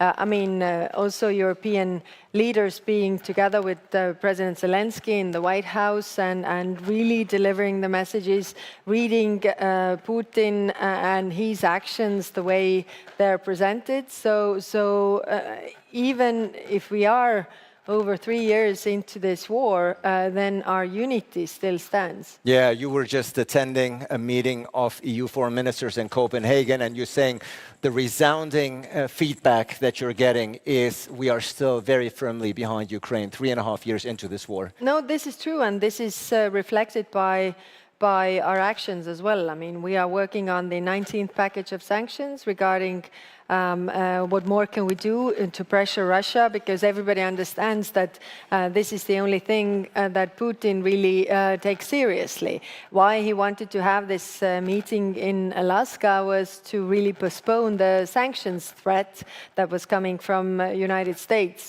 So he really doesn't want the sanctions. And if we look the effects on Russian economy, we see that the sanctions really work. Yes, of course, we need to do more because the war is still going on, but the economy is not doing well. Yeah, interestingly enough, you say amongst the deciders, amongst the politicians, amongst the leaders, you don't detect a war fatigue, perhaps amongst the European public a bit. Interestingly enough, there's a very recent Gallup poll, which you, I'm sure, are very familiar with, which states that 69% of Ukrainians want a negotiated end to the war as soon as possible, as opposed to 24% who want to continue fighting until victory. So war fatigue is not just a European issue. Clearly, it's also very relevant and pertinent amongst the Ukrainian public. I mean, this is, they are living under bombs every day. I mean, 3.5 years under bombs. You want this to stop. Recently I read a book by Erik Larson, The Splendid and the Vile. It's about Churchill and his family under the bombardment of Nazis and the London bombardment. And also the parallels that we have today with this is really, very much the parallels are there. And it is showing very well how people, of course, you can't sleep. Your friends are getting killed. Every family is affected. Everything. Of course, you're tired. You want this war to stop, and of course, Europeans want this war to stop as well. But what we want is that this is stopped for good, not that there's a pause, so that Russia can gather itself and then move on a larger scale, like we did, or like we saw with the Minsk agreements. And then the attacks that came later on. So that is what we want. And I didn't say that there is no fatigue amongst the leaders. There is still, they are all democratically elected leaders. And of course, democratically elected leaders are bound to the public's opinion as well, and very much tied to what the public is feeling. Of course, they have to take the temperature at the end of the day of what the public wants. Interestingly enough, coinciding with these numbers I've just shared, there are diplomatic efforts now underway, very much led by Washington, very much led by the US President Donald Trump. How do you evaluate Donald Trump's diplomatic efforts up until now? Everybody welcomes the diplomatic efforts made by President Trump. It's just the problem is that Putin is mocking those attempts. Everybody else is welcoming because the Europeans want peace, Ukrainians want peace, and Americans want peace. Who doesn't want peace is Putin. So it takes at least 2 to want peace. It only takes 1 to want war. And as long as Russia still wants war, there's no peace. Yeah, it's very clear that US President Trump is not pursuing first and foremost ceasefire. Instead, he's trying to push Ukrainians to give up territories as part of a future peace deal. That's something you called a trap that we as Europeans should not fall into. What exactly did you mean? This is the classical Russian negotiation tactic. So, like pushing this, presenting demands, threats, using force for something that has never been yours. And by the way, in these negotiations, they are also demanding territories that they haven't even conquered militarily. So, like, we are making a compromise as we are settling for those territories that we have militarily conquered. So why is it a trap? It is because everybody is starting to talk about what Ukraine should give up. And saying, of course, it's up to Zelensky to decide what territories they are willing to give up. But then, it really misses the point that Russia hasn't made any concessions, and they are the aggressor here. So they haven't made any concessions while everybody's talking about what Ukraine should give away, and that's a trap. Would you want the US president to be tougher on Vladimir Putin? If we would all be tougher on Putin, then this war would be over. But specifically the President of the United States, because at the end of the day, he is, whether we like it or not, he's currently leading those negotiations. He's pursuing his plan. Well, we have heard that President Trump is not a very patient man. He seems to be very patient with Putin, though. So, yes, I think if we all all would do more, then we could deprive Russia of the funds to wage this war. That's why we are trying to find new ways of really what could we sanction so that they can't, circumvent. And I welcome also the decision by United States on the secondary sanctions, which is, helping Russia to gain from the profits of oil selling over the oil price gap. High Representative, am I mistaken when I say that Europe clearly is the largest contributor to Ukraine, but when it comes to negotiations, when it comes to looking for an end to this war, it seems to be playing a rather secondary role? Europe is not setting the agenda here, let's be clear. No, it's not true. I mean, any deal has to have approval of Ukrainians as well as Europeans, because any deal has to be implemented by Europeans, or Ukrainians. So if we are not part, so that this deal would just not work. Yes, like we are not directly negotiating with Putin because we saw it already before that doesn't bring much result, because the pressure hasn't put Putin in a place where he actually wants peace. So we see that and we work on that track. And if there comes a moment where actually Russia is in that position that they also want peace, like really want peace, not only in words but also in deeds, what we don't see, then we can also discuss those points. But if I understand you correctly, you're saying there cannot be a peace solution without the contribution, or rather involvement, of the Europeans. Is that what you're saying? I'm just try to think about this in practical terms, not in theory, but in practical terms. So there is something agreed on whatever level, and then, but the things are happening in Europe. So this war is in Ukraine, and all these security issues are concerning Europe. So how would that really work in practice? If there's a deal that, for example, I'm just playing with the thought. So if Americans agree with Russia on anything, but then Europeans and Ukrainians say that okay, that's fine, but we still keep supporting Ukraine so that they can defend themselves. So how does that work? Now, let's see if the US president sees it the same way. At the end of the day, there was this famous, or by now perhaps infamous, photo in the Oval Office of key European leaders sitting around the desk, listening to the US president. Some described it as sitting like school kids. It's bad optics, isn't it?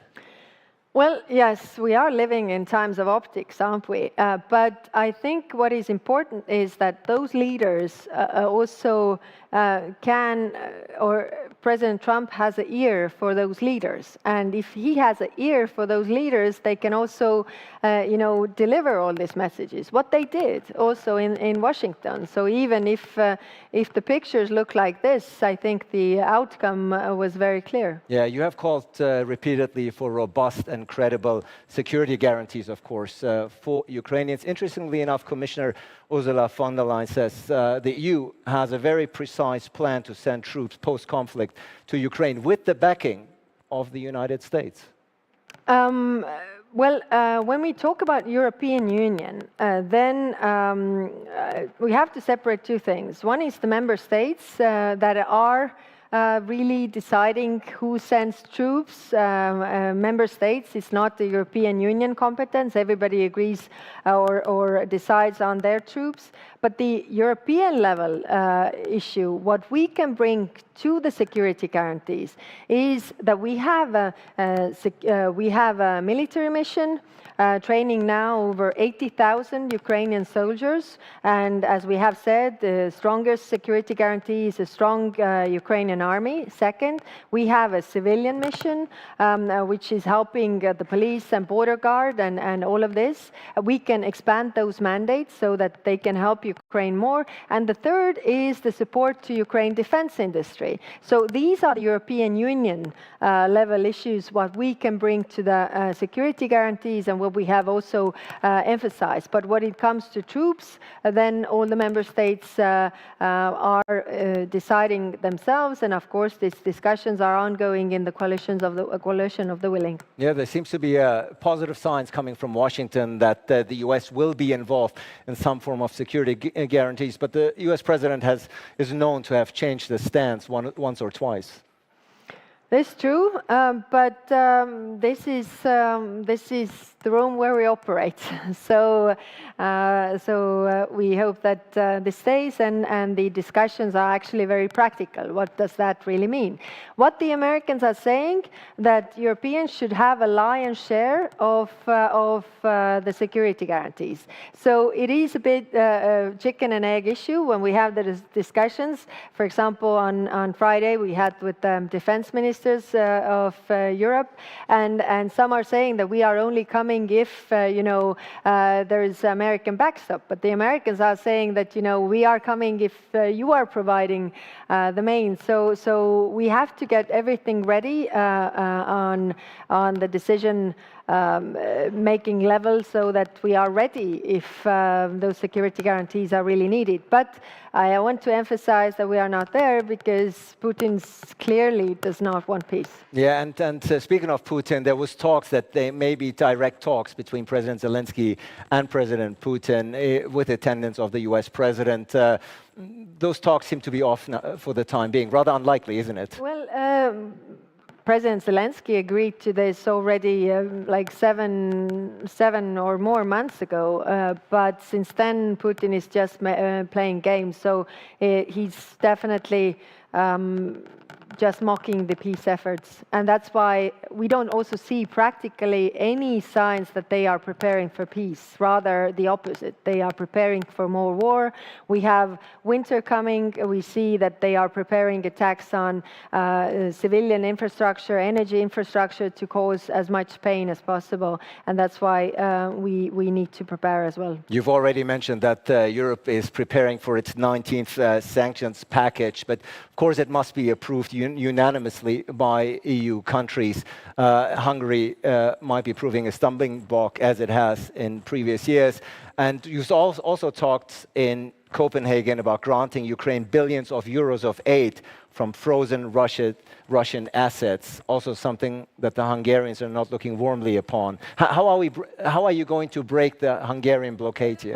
Well, first, we have 18 packages of sanctions where Hungarians are also on board. So we should not forget that. Of course, every time is hard. It's very hard discussions. It's getting harder all the time. I don't deny that. But they're still on board. When it comes to the frozen assets, then we had a very frank and open discussion with the ministers. And there are legal issues, there are worries for those countries who have a large share of those issues. So I think what is important right now is to really think about the exit strategy.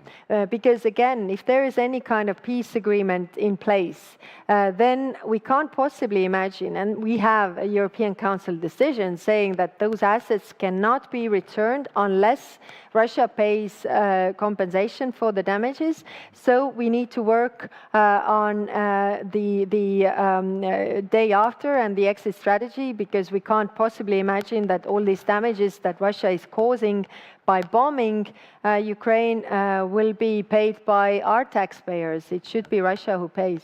Moving forward and looking forward, High Representative, is there a clear EU position on what a politically acceptable end to the war in Ukraine looks like? Or are you essentially outsourcing this decision to Kiev and Washington?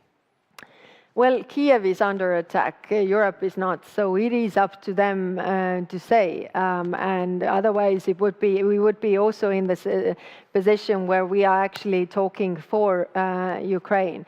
But I think in every war, we have to have a strategy, and that strategy has to be, really that Ukraine wins this war. Otherwise, you don't always win wars, but you never win them if you don't set victory as a goal. If US President Donald Trump does get a peace deal, would you favor nominating him for the Nobel Peace Prize?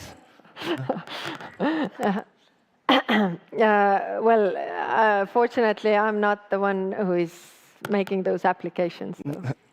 You can nominate. Everybody's free to nominate. I understand there are plenty of people who have done that already, so fine. Well, but from what I'm gathering, peace is still far way off from what I'm gathering from your remarks. Well, it's not only remarks. Look at the news. So, the reality on the ground. The reality that Putin is not preparing for peace, but for more war. Yeah.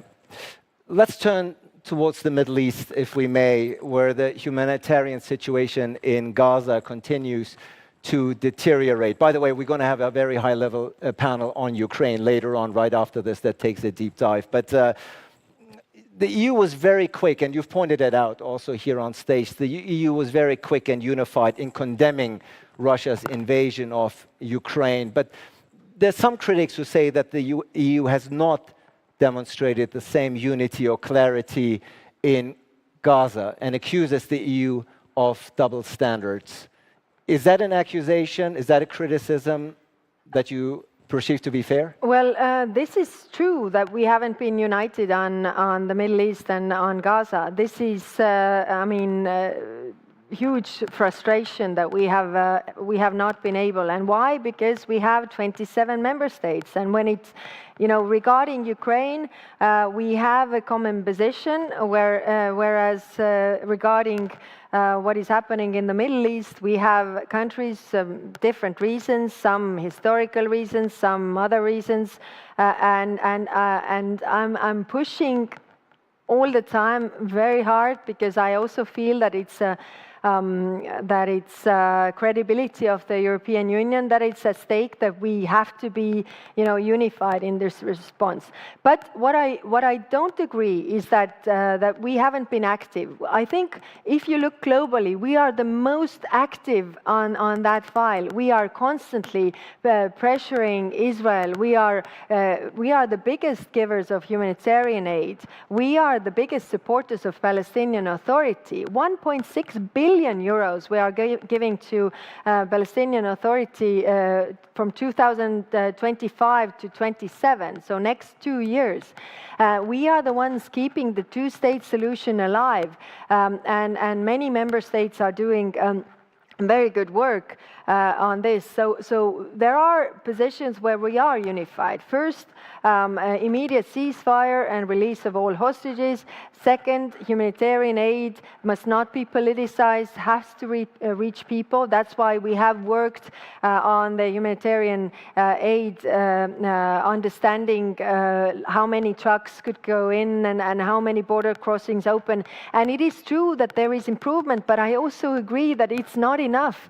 And it's super frustrating for me that we can't really deliver decisions here, really to react, because we don't have a common position. We even don't have a qualified majority on the proposals that we have made. And personally, of course, I'm hearing all these things. I mean, coming here, you also hear the protests and everything, and this is not easy, because I share the frustration that we are doing as much as we can, but it's not enough, because this humanitarian catastrophe is still ongoing. So I continue to work with the member states to have a common position, but so far it has been no unified position here. Clearly no cohesive position on the part of the EU when it comes to Gaza and Israel. Do you feel, like some do, that the EU, because of its ambiguous stance here, has lost the moral credibility, that it has been damaged, that when you as a high representative go to other countries and try to tell them about values, about human rights, that perhaps the EU position is no longer taken serious? No, this is not true. I mean, usually when I go to these international fora, and I know this Gaza thing always comes up. So what I do before I go, I take out the numbers. For example, I was in ASEAN.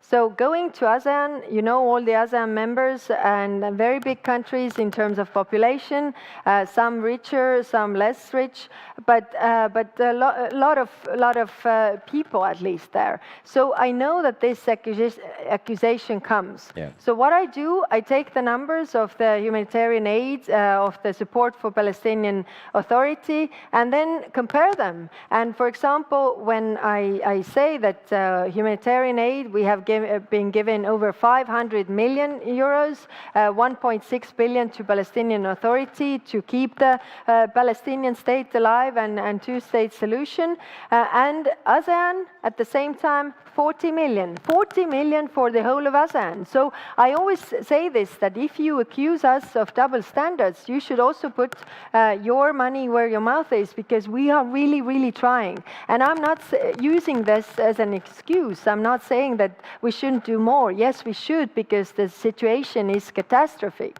But it is just that we are also, I don't take this accusation that we are inactive, that we don't care, that we don't do anything. Yeah. Your predecessor, Josep Borrell, has accused, though, the EU institutions of inaction over Gaza, and he has accused Israel of committing genocide. Your predecessor, Josep Borrell. Is that a terminology that you would subscribe to?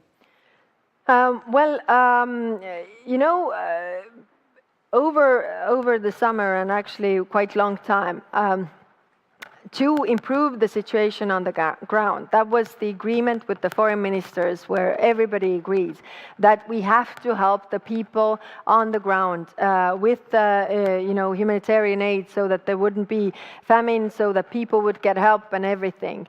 That requires me to talk to the Israelis. And that's why I have to talk to both sides. I talk to the Palestinians, I talk to the Israelis, and I do this with the mandate of 27 member states. What are the Israelis telling you? Well,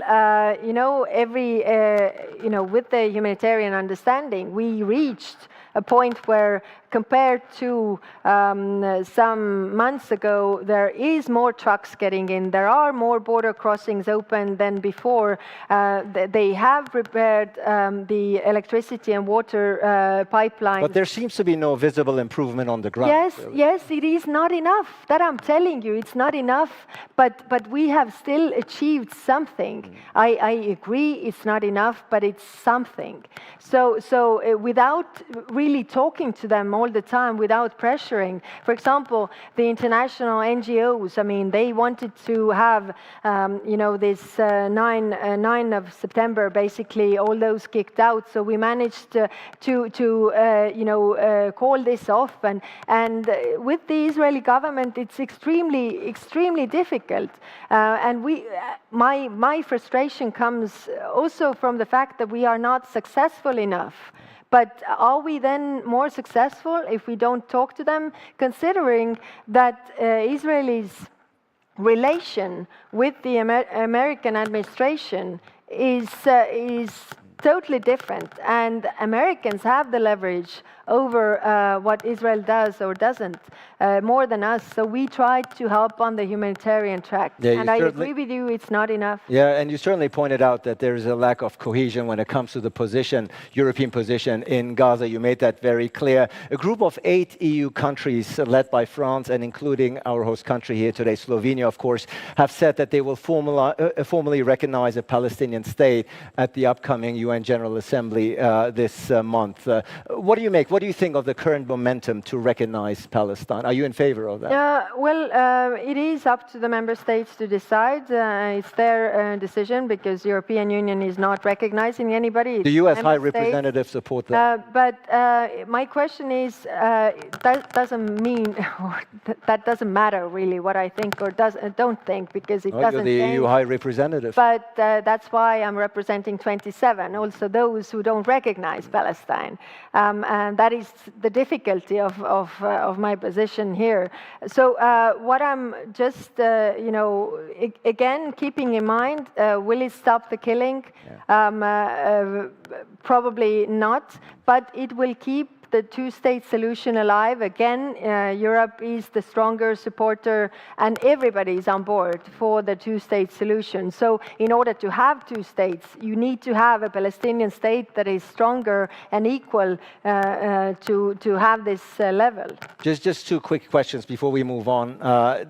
There's obviously an international warrant for Prime Minister Netanyahu's arrest by the ICC. In your opinion, as the EU High Representative, but also Vice President of the European Commission, should EU heads of state continue to meet and receive Prime Minister Netanyahu?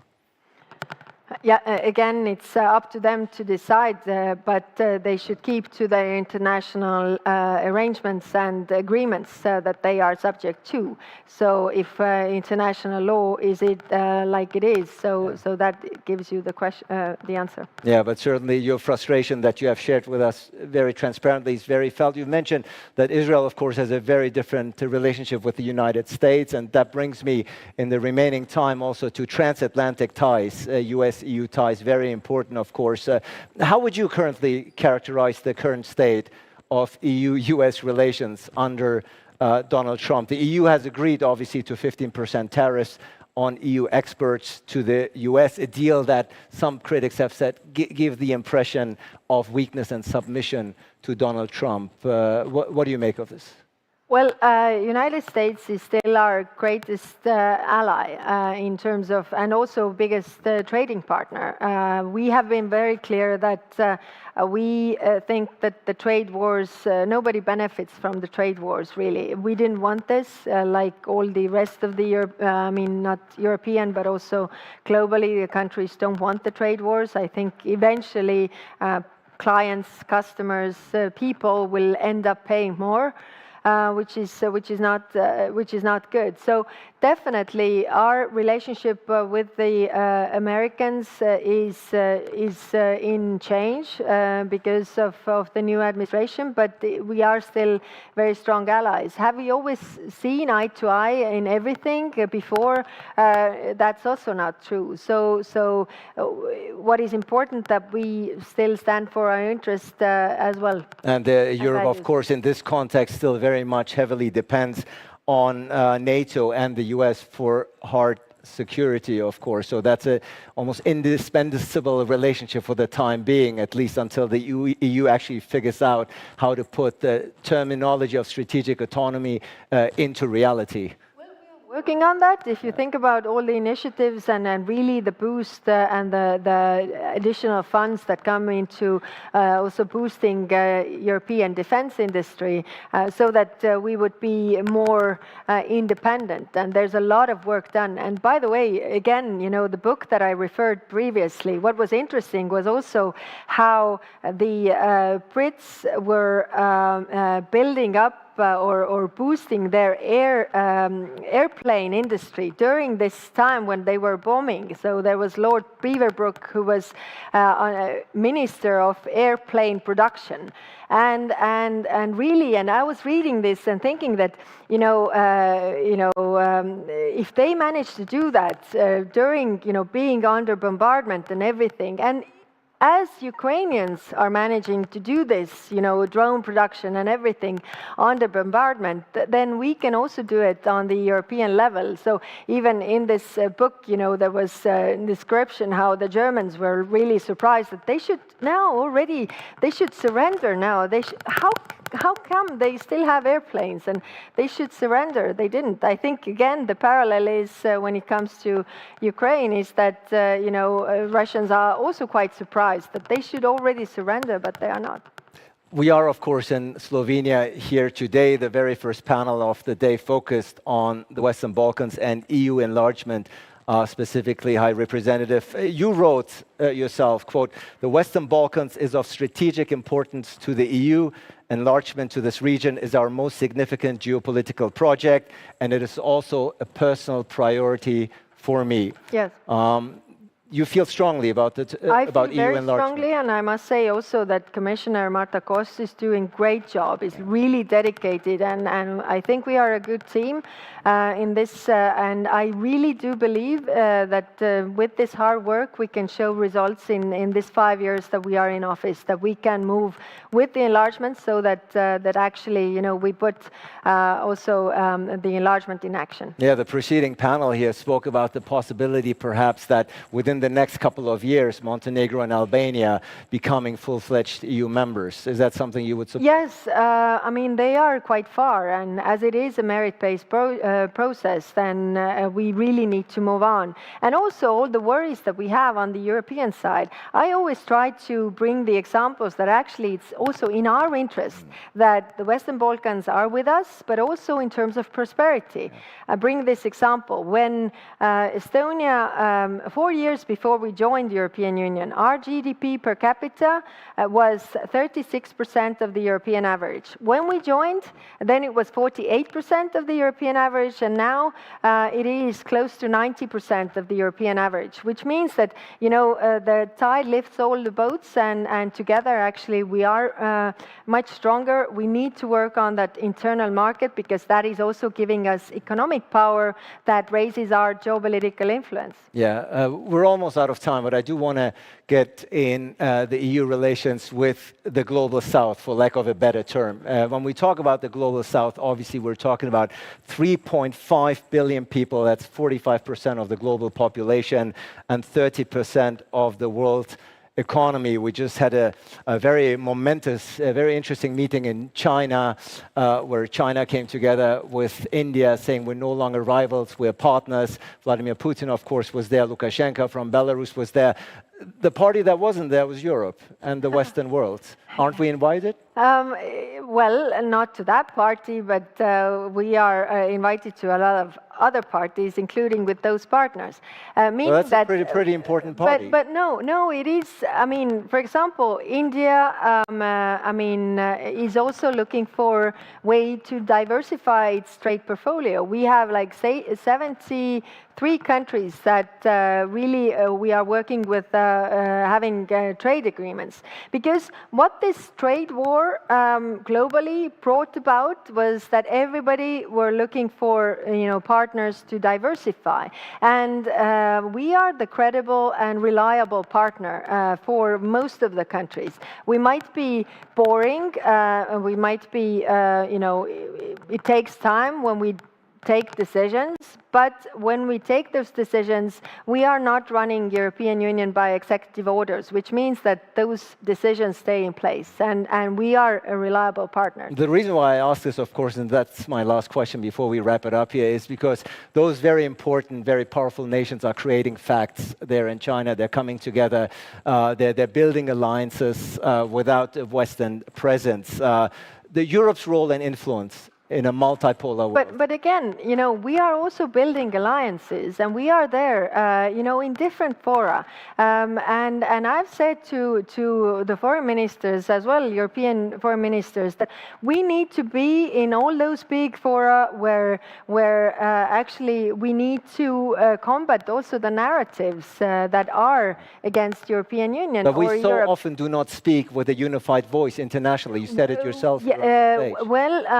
On most of the issues we actually do speak on a unified voice, but some very big issues we don't have a unified voice. But that doesn't change the fact that actually we are a very big economic player, and countries are still want to engage with us. And also when it comes to security and defense, yes, we are not the traditional security provider, but still, again, the countries are interested in diversifying their portfolio with a partner like European Union that is trustworthy. So you're a firm believer that the EU is still capable of shaping the international order and not just being merely a bystander? Yes. Yeah, so very clear. High Representative and the Vice President of the European Commission, I thank you for this frank discussion. Let's hope on Ukraine, on Gaza, that better times are ahead. This is your applause. Much appreciated. Thank you. Thank you. I appreciate it.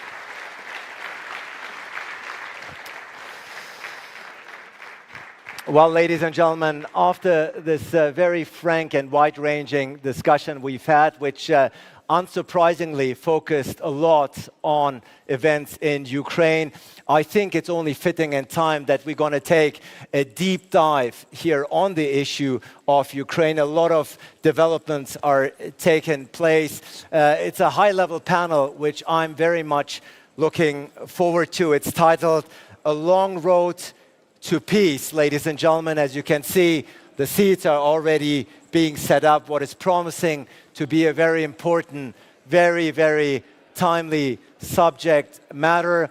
And this panel will be moderated by none other than my very good friend and worldly renowned moderator and journalist.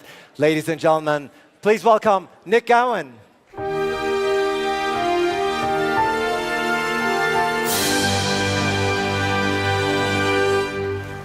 Thank you, Ali. Of course. Would you be kind enough to settle down? Then I can talk to at least an audience which wants to listen.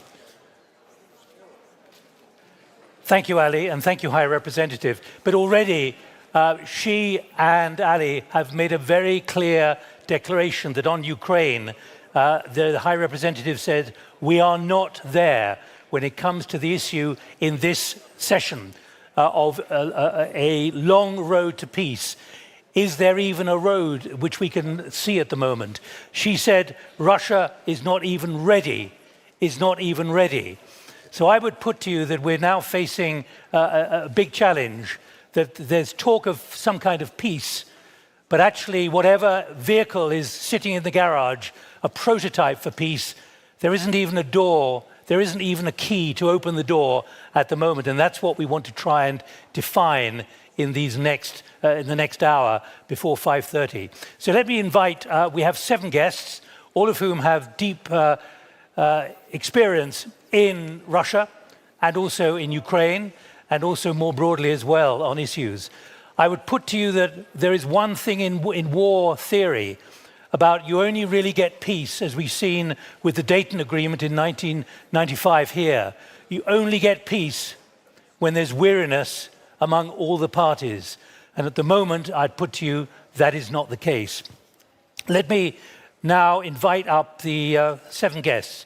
First of all, Baiba Brajeb, who is the Foreign Minister of Latvia, until recently was the Assistant Secretary General for Public Diplomacy at NATO. Welcome.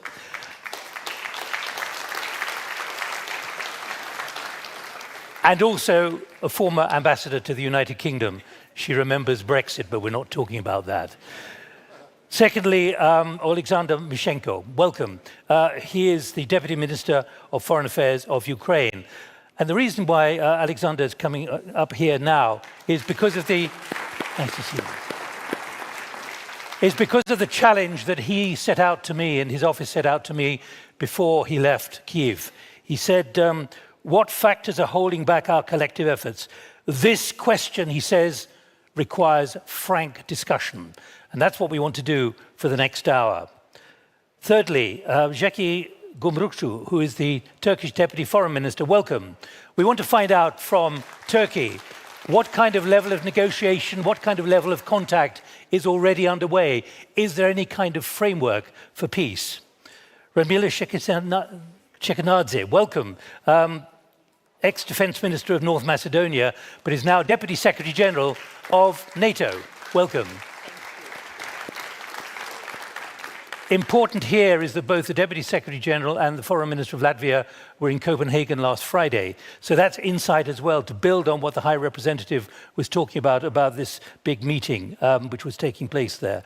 Rafael Grossi, who is the Director General of the International Atomic Energy Agency. Nice to see you again. We will need to hear the vulnerabilities that there are still right across the war zone and why some kind of peace deal or some kind of cessation of hostilities is so vital. Bill Browder, welcome, Bill. Nice to see you. Why is that important? Because Bill has a very difficult relationship with Moscow, going back to the early 2013 the early 2000s, particularly in 2005, when he was made essentially persona non grata. So we want an insight into how we understand the Russian psychology. And finally, Vojko Volk, who is State Secretary here in Slovenia. And an important... Good to see you. Good to see you too. And one of the important reasons why Vojko is with us is because he was involved in the prison swap which took place in the middle of last year and understands how the Russians negotiate. So we have a variety of ideas and a variety of perspectives, but the overall question is about Ukraine. Are we on a long road to peace? Can peace even happen? Or are we heading for a stalemate of some kind like North and South Korea or something like that? But we don't really want to talk about it. Remember, Dayton took 3 years to negotiate before they got to Dayton itself, when it took about 3 months. These peace agreements take a long, long time.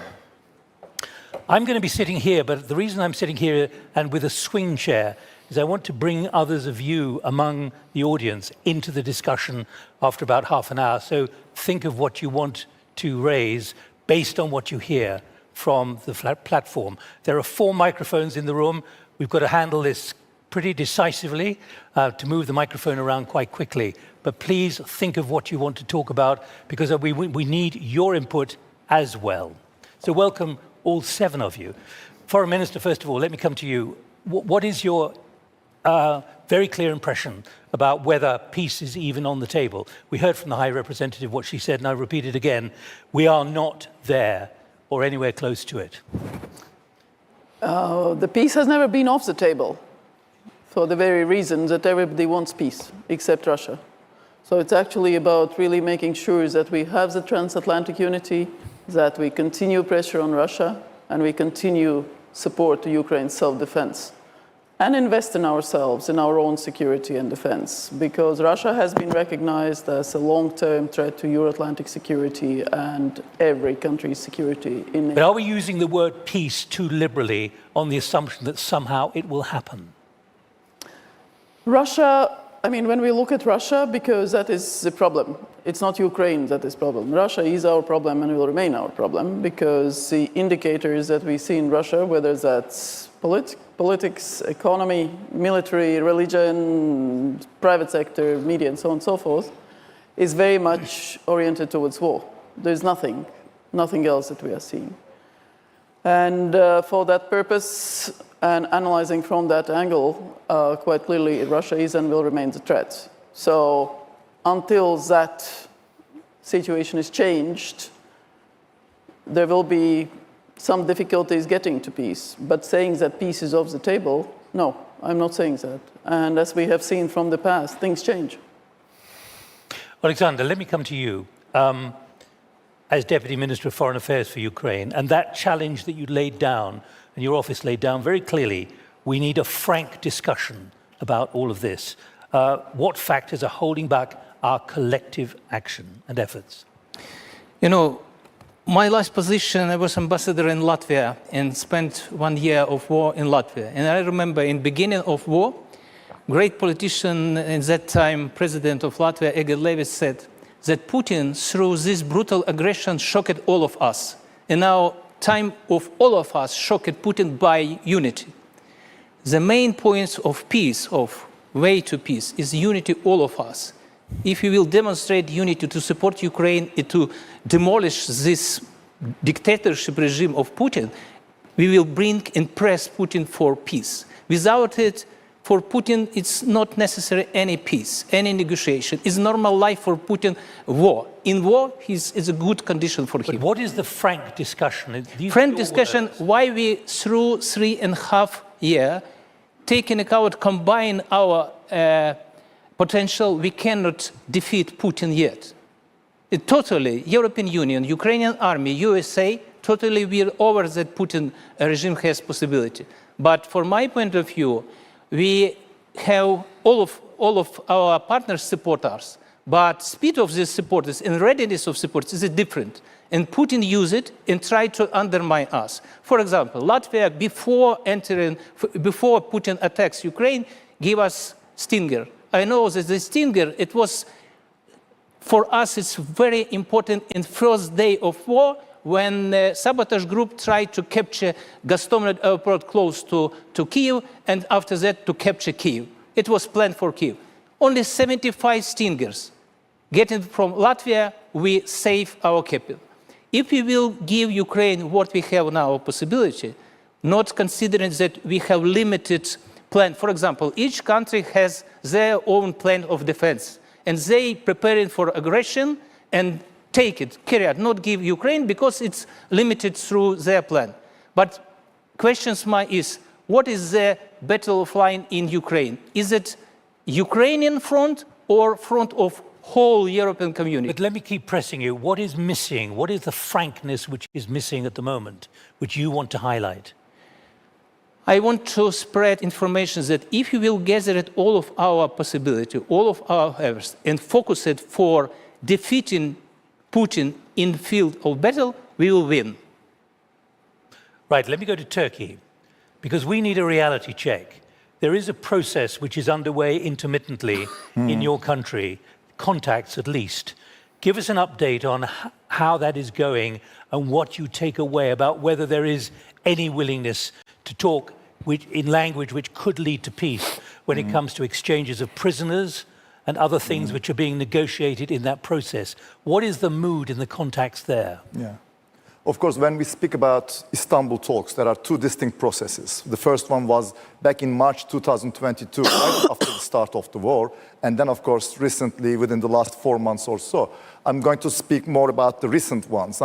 Because later this year in May, following the US elections and the President Trump's increasing support for peace negotiations, the direct talks between the parties resumed again in Istanbul. But this time with Turkey also sitting in the same room with them. That's also showing their, I think, confidence in our ability to facilitate and conduct this sort of thing. But what are you facilitating? Of course, I have to say that, of course, despite some significant achievements in the humanitarian track, as you pointed out, exchange of, prisoners, and also some very good discussion about the kidnapped children, these 3 rounds of talks in Istanbul, the latest round of talks, have not yet yielded any considerable progress regarding ceasefire or peace.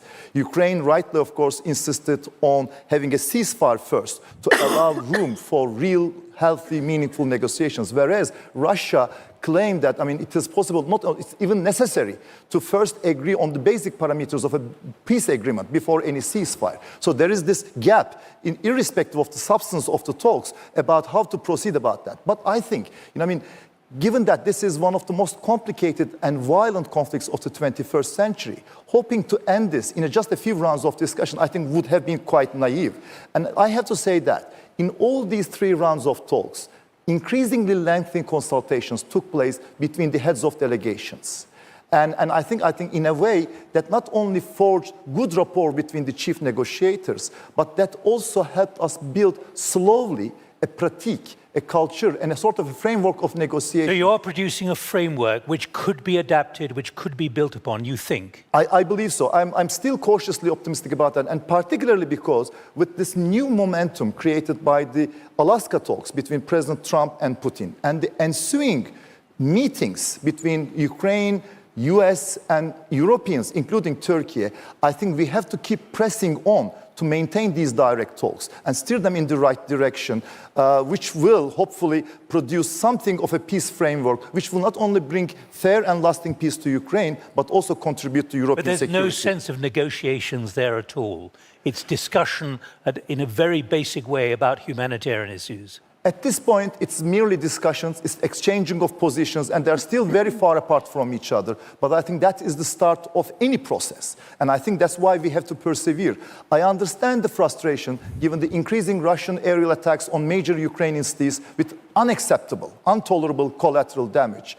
But there is no alternative, rather than unrelentingly seeking peace. Because as we see it, there is hardly any possibility for a quick military victory on the battlefield, and there is hardly any possibility for a third country to come and impose a peace deal from outside. So I think it's up to Ukraine and Russia to get together, address those sensitive and difficult issues, and reach a negotiated settlement. So what you're confirming is there is a limited contact process, but no more at the moment. There is a process which we can hope more to come. That's Right. how I'm going to put it in this way, I guess. Right. The words are so important. Redmila, let me come to you. You were at the Copenhagen meeting, as with the other foreign ministers in this room. What was your impression and what did you take away? What did you take back to Brussels from that meeting about the intentions and the commitment and whether we should be talking about peace, however you want to define it? You know, I see that the main question that you are having is, are we heading for peace? And to a certain extent, it's understandable that while Putin is delivering terror over civilians predominantly in Ukraine now, it is very difficult to talk, envisage peace, and look for a positive outcome. But can you define what peace is? Let me press you. But the real issue is not only to assess the likelihood, because we come from this region, we know that peace processes are never straightforward, they're never quick, and they're never easy. That's at least the lesson I have from my experience in the Balkans. But instead of focusing so much on assessing the chances, our goal is to support the chances for a peace deal. And we believe that we can do so by supporting Ukraine today so that they can defend and deter future aggressions, but defend also today. And this is why it was really important post-Hague summit to focus very much on the military support to Ukraine. You remember some of the skepticism before the NATO summit. You remember some of our discussions like this. I think that the NATO summit really provided us with a clear image of transatlantic unity and action. And what happened after the summit was that words were not just declarations. I mean, just 2 weeks after the summit, we have had yet another meeting with the US president, which actually paved the way for this priority list for Ukraine on key military equipment, especially air defense and munition, to support Ukraine in this unprecedented attack on civilian and infrastructure. And in the course of 1 month after that meeting, we were able to agree on 4 packages, four Pearl packages, each of them €500 million, provided by a number of allies. And I do believe that we should focus more on how can we do this better, quicker, and how can all this be supported by more allies? Because I have heard at some of the ministerial meetings that allies, member states of the EU, are willing to continue the support, but they also believe more of a burden sharing is necessary. We need to support them with air defense, we need to support them with ammunition, we need to support Ukrainian drone industry with some additional funds. So it's all these things and the security guarantees that we should focus on rather than just weighting the chances. Because if we analyze too much but not really act upon some of our words, this is how we can leave but let us all be clear. Ukraine on the dry. What role does NATO play? Essentially, you're involved in weaponry, artificial intelligence, you're involved in HUMINT, you're involved in SIGINT, you're involved in seeing where the threats are coming from. Your Secretary General was in Washington, he was in Kyiv last week, a few days ago. Does NATO see itself as an agent for peace? What I have said previously is a clear proof. The message we have sent in The Hague, the actions that the Secretary General undertook immediately after the Hague summit, the 2 visits to DC, the visit to Kyiv just before their Independence Day, this was meant to send a message not only to Kyiv, but to all allies and to our adversaries that we are supporting Ukraine. It will be support through Pearl, because by doing this, we are supporting Ukrainian armed forces. This is the first line of defense. But we also need robust security guarantees.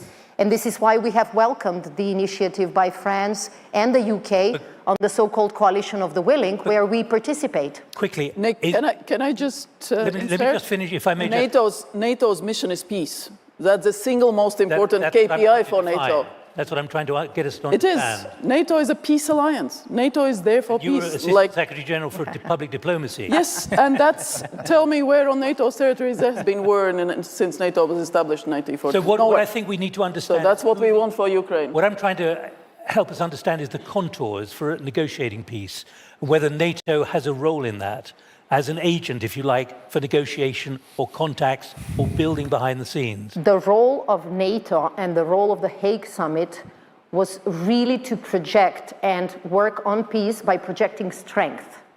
And this was our key goal. Strength and unity was the goal of the summit, and this is what we delivered. But although, as we say, the alliance remains to be a defensive one, it is clear that without this strength, without the capability targets, without supporting Ukraine, this will be a paper tiger, you know? So the focus has to be to allow Ukraine to negotiate from a position of strength. We need to support them, and we need to, through the allies and the willing partners, to really support robust security guarantees, because peace needs to be sustainable. It cannot be a one-time decision. Barbara, do you agree with that after your time? Absolutely, and it's actually Ukraine that is a guarantee for peace in Europe once we are successful in stopping Russian aggression.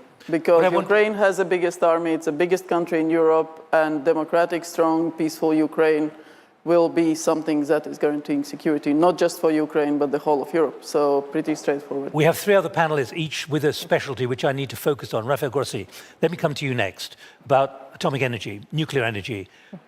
What is your assessment of how close to the cliff of real danger we are with Zaporizhzhia, with Chernobyl, and so on? You're not talking to experts in the nuclear field here, but on the other hand, when they see APCs and others driving through contaminated land at Chernobyl near that sarcophagus, which has been put up and a vast amount of money spent on it to make sure there was no leakage, are we in danger of being overdramatic about understanding? No, you're not being overdramatic, Nick. It's good to see you, good to be here. 3 years ago, exactly 3 years ago, on this day, 1st of September, it was. And we crossed the front line. I was there with our experts to set up something unique that never happened before, which is an independent mission of the IAEA in an occupied territory, which is still today deployed in Zaporizhzhia. And what they have been doing, and we keep our fingers crossed because peace has not been achieved, and we are still in the process that you are all describing, how difficult it is. But this thing, the biggest nuclear power plant in Europe, 6 gigawatts of installed capacity, you can imagine thousands of nuclear material there, had been shelled, has been subject to attacks of different kinds. And thanks to the fact that we have an independent presence from the international community there, we have been able to address a number of issues that so far have prevented a nuclear accident from adding to the misery of what has been happening there. Of course, it's not the only thing, and you rightly mentioned Chernobyl. You remember that just within days of the start of the invasion and the military actions there, Russia occupied Zaporizhzhia. They moved into South Ukraine. Within weeks, we were there. I was personally at the South Ukraine nuclear power plant that came quite close, and the Vice Minister may remember that, became quite close to being the second to be occupied at that time. And of course, Chernobyl, which they subsequently left.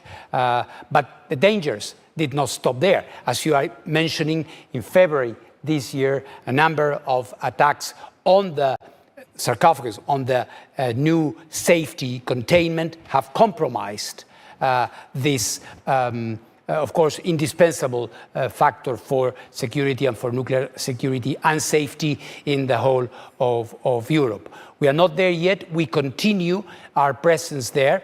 There is, and through the talks that we have been having, of course, with Ukraine, and I've been there 13 times since the war began, 6 times crossing the front line. So we are there, and we are not going anywhere until there is peace. We are engaged in trying to stabilize the situation, to maintain it as it is, and also to try to bring our help in terms of reconstruction. Let me press you, because we're talking about how you have contacts with the Russians. Of course. I'll come on to Bill and Vojko in a moment. But what is your experience? Is it a dialogue of the deaf when it comes to you raising the alarm and saying, do you realize what will happen if you continue to do this? Well, I think a way to answer your question, Nick, would be that we have been able to avoid the worst so far. Through productive contacts or not? Of course, direct contact. It's the only way. You know, I will say something very sincerely here. On occasion, many occasions, I've been personally criticized for engaging with. I've seen Putin more than once, President Putin, apart from all the others. And I have always said, if I don't talk to him, who do I talk to about the situation that they have created? How do I engage? And it's something I've discussed with your president many, many times, and I think it's essential when it comes to diplomacy, Ambassador. This is our job, to reach out, not only to present a position. There are many people who are, of course, doing this and expressing very vocally the sentiments that I think are widely shared. The essential thing here is to keep, and for this we have established a number of principles which boil down to don't shoot at a nuclear power plant, please. They have a more technical formulation, but we have been able to implement this by and large. Of course, it's a day-to-day effort, and hardly a day passes without an attack or a drone incursion or a blackout that leaves the station without external power supply. Do you have a level of confidence building or not? Do you have a level of confidence with the... We have a level of dialogue, and we are there. Confidence building, you know, at times of war is very, very difficult to establish. What you need to have is a presence, because another very, very important thing is that by being there, we have been able to avoid fake news. We have been able to avoid false narratives that could be emerging from this situation, because we are there. Every time there is something happening, our experts have the ability to go, to check, to talk to people. And even in very difficult personal situations that some of the Ukrainian staff had to endure there, we have been able, by being a presence on behalf of the international community, to do for them. Rafael, for the moment, thank you. Bill, let me come to you. For the last 20 years, you've been declared a threat to Russian national security. You have a very clear idea about the Russians. What should we be understanding about the way they negotiate? And then I'll come to Vojko as well. But I need to hear from you about is there a degree of naivete here or not? Total naivete. I was the canary in the coal mine. I had a sort of personal feud with Vladimir Putin long before the war started, and I got to see how this man behaved. And what I've learned about him, and this is all because of the Magnitsky Act, which imposes sanctions on Russia for human rights abuse. And after the death of Sergei Magnitsky. After the death of my lawyer, Sergei Magnitsky, and Putin loves his money more than human life, and the idea of sanctioning his money was a great sin.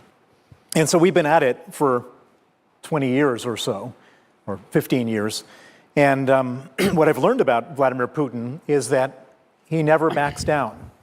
He always escalates. And it's a Russian thing. It's not just with me and Vladimir Putin, it's the war, it's any conflict, there's no backing down. The only time that Putin ever backs down is if he's in a position where he has no choice. Putin started this war. This is a war of aggression. At any moment in time, if we wanted the war to end, if he wanted the war to end, he could just end it. He could say, I'm no longer occupying Ukraine, I'm going to withdraw my troops. Ukraine is defending, he's attacking. And so all this talk about peace negotiations, there's only one party to talk to, and that's Vladimir Putin. And if he doesn't back down, and I know he's not going to back down, because if he does back down, he looks weak. If he looks weak, he loses power. If he loses power, he dies. Do you believe he understands the principle of peace, mir? The only way that there is going to be peace if he's forced to be in a position. And how do you force him? And some of the things we just talked about forces him, which is if you give the Ukrainians the weapons they need, they can defend themselves. There's another thing which we can do, which is we can deprive Putin of money. And how do we do that? Donald Trump talked about it for several days before the Alaska summit. If he actually had followed through and imposed secondary sanctions on the buyers of Russian oil, on China, India, and Turkey, they wouldn't buy any more Russian oil. And if they didn't buy any more Russian oil, there's nobody else to buy the Russian oil. And if they don't buy the Russian oil, Russia runs out of money after 6 months. If they run out of money after 6 months, then Putin, potentially, without money to pay his soldiers, without money to pay for the Iranian and North Korean weapons, he might then say, okay, now we can talk about some type of negotiation. But you can't negotiate with anybody if they don't want to negotiate. He has no interest in negotiating because he's not in a weak position. There's one more thing we can do, and this is the most obvious thing in the world. We talk about it from time to time. The High Representative just talked about it. We're sitting on $300 billion of Russian money in the West. The United States has just said they're no longer going to fund Ukraine's defense, more or less. The United States makes up 40% of the funding of Ukraine's defense. Is Europe going to come up with that extra 40%? I don't think so. But the easy answer to this whole question is to confiscate the $300 billion and use that to fund the Ukraine's defense. And by the way, if we did that, then Donald Trump, who doesn't seem to want to do anything other than capitulate Ukraine to Putin, is not in a position, he has no more leverage. He's no more leverage. He can't tell anybody what to do if the money is coming from Vladimir Putin to fund Ukraine. All right, now Vojko, thanks for being patient. I want to come to you because you've been involved in negotiations. You are State Secretary for National and International Security. And there was a remarkable spy swap which took place a year ago after you arrested two Russian agent sleepers in 2022. Correct me if I'm wrong. And you and others of your colleagues were involved in incredibly secret discussions which involved several Russian agents in other parts of the world. Help us understand what it is like to deal with them and what you were trying to work out and how you were trying to be bluffed and who you were dealing with, and therefore how effective negotiation can technically be with the Russians. Well, thank you. Luckily, there is a book out already. So, oh, the swap. Yeah, so it was called But swap. not everyone can read it in 10 minutes. It's stressful. It was stressful, and like Bill said, I mean, they put on the table everything they wanted, and we had to put on the table everything we had. Which included an assassin in Germany. And that assassin was the hardest part, but we had to put it in the deal because otherwise there wouldn't be a swap. Swap for innocent people. Okay, we gave a murderer to swap for innocent people, journalists and other innocent people. The Wall Street Journal correspondent. Yeah. And for a girl that was arrested and we freed her, that got 8 years of prison for just putting the papers in the supermarket against the war. 8 years. We released also her. But what was the most stressful thing was that, I will stop there because there everything is in the book, I don't want to. Yeah, but you can summarize the book for us. Book is good, but don't believe everything that's in the book. So it's a little bit romanticized, but that's okay. It always happens that. No, but the most frustrating thing, this is a good stage to tell it, was that me and my prime minister prepared the previous Munich security conference. That's a year and a half ago. Yeah, and we had a scheduled meeting with Kamala Harris there. And we were also to talk about the possible preparation to the swap that at that time was extremely secret. Just a couple of people in the world knew what was going on. But what happened there just one day before? Navalny died. And we knew it was a message for us. And it wasn't easy to survive that day. No, knowing that you was doing something that you will have to play along what Putin will demand in a very hardball way. We stopped working on the swap for at least 6 months. We had to. But then when we restarted, it was a serious job, a serious business. I never negotiated with the Russians directly, but I can tell you that... Your colleagues did? Yeah, intelligence and services do that extremely well, without a problem, let's say. But let me tell you that with Putin is one of those men who, when he will die, they will put him on the tombstone. Here lies the man that was always right. Always. He will never admit that he is wrong. He will never admit that he made a mistake. So how can you deal with them? And this is a real problem. And when I see the possible solutions, and I like to speak about those possible scenarios, I can only foresee 2 possible plausible scenarios to end the war. Do you mean end the war or stop hostilities?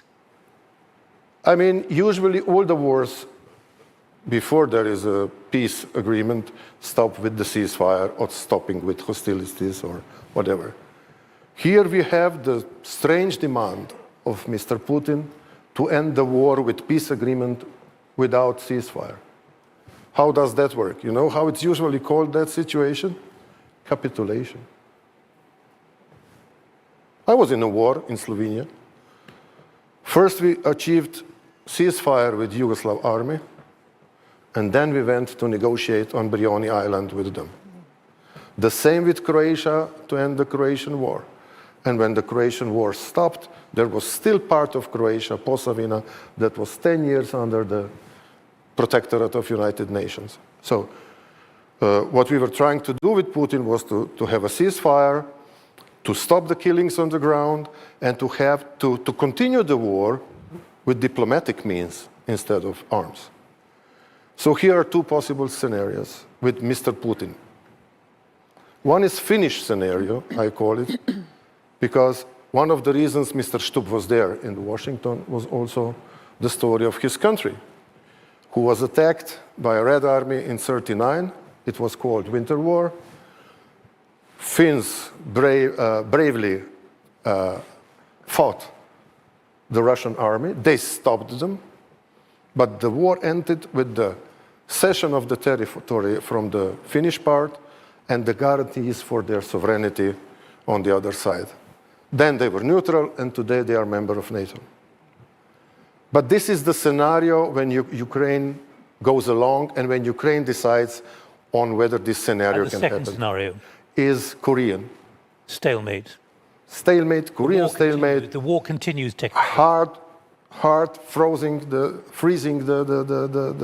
front line and put the boots on the ground, because sometimes we are too reluctant even to speak about possible boots on the ground, while North Koreans have no trouble to put... But you're talking about the continuation of a state of war. No, I'm talking about, there was, as you remember, there was stop of hostilities. There was on the 50th or the 51st of there. If there is no other way, we will prevent the majority of Ukraine, and we will, unfortunately, this is scenario. I'm not advocating this. The Finnish is much better. And then we will have a new Iron Curtain in Europe. New Iron Curtain, where on the European side, we will live our European life, and on the Russian side of the Iron Curtain, they will live their Asian life, because this is how it will work then. Right. Let's pause at that point. Okay. Because I want to invite each of you. You all come to the session with different ideas and different thoughts and different perspectives. I'm just going to ask for people who'd like to come in. There are 4 microphones, and I'd like you to command a microphone to come to you, because then I will come to you in about 5 or 6 minutes. But I want to get it organized so we can make best use of time. Alexander, you wanted to come in a few minutes ago. Do you want to comment on anything you've just been hearing? Yeah. Particularly what we've just heard from Jukka. Yeah, Putin never will agree for negotiation if he will perspective to win in battlefield. That's why I agree with my colleagues from NATO. NATO is a extremely important part of this process to how we gain peace, because if we equip Ukrainians with high technology weapon, and Ukrainian army is the base for future negotiation and peace negotiation. If we will support army, it gives possibility for justice, peace, for long-standing peace. Without it, we cannot reach it. That's why activity of NATO, especially after Gag's summit, is completely different than before. It's now a concrete plan how to equip Ukrainian army through member possibility of to gain our facilities of our army, and after that it will be good position for negotiation. Without it, Putin never will agree, because for him, as they mentioned, war is a normal situation, and he will continue all time. We also will continue for fight.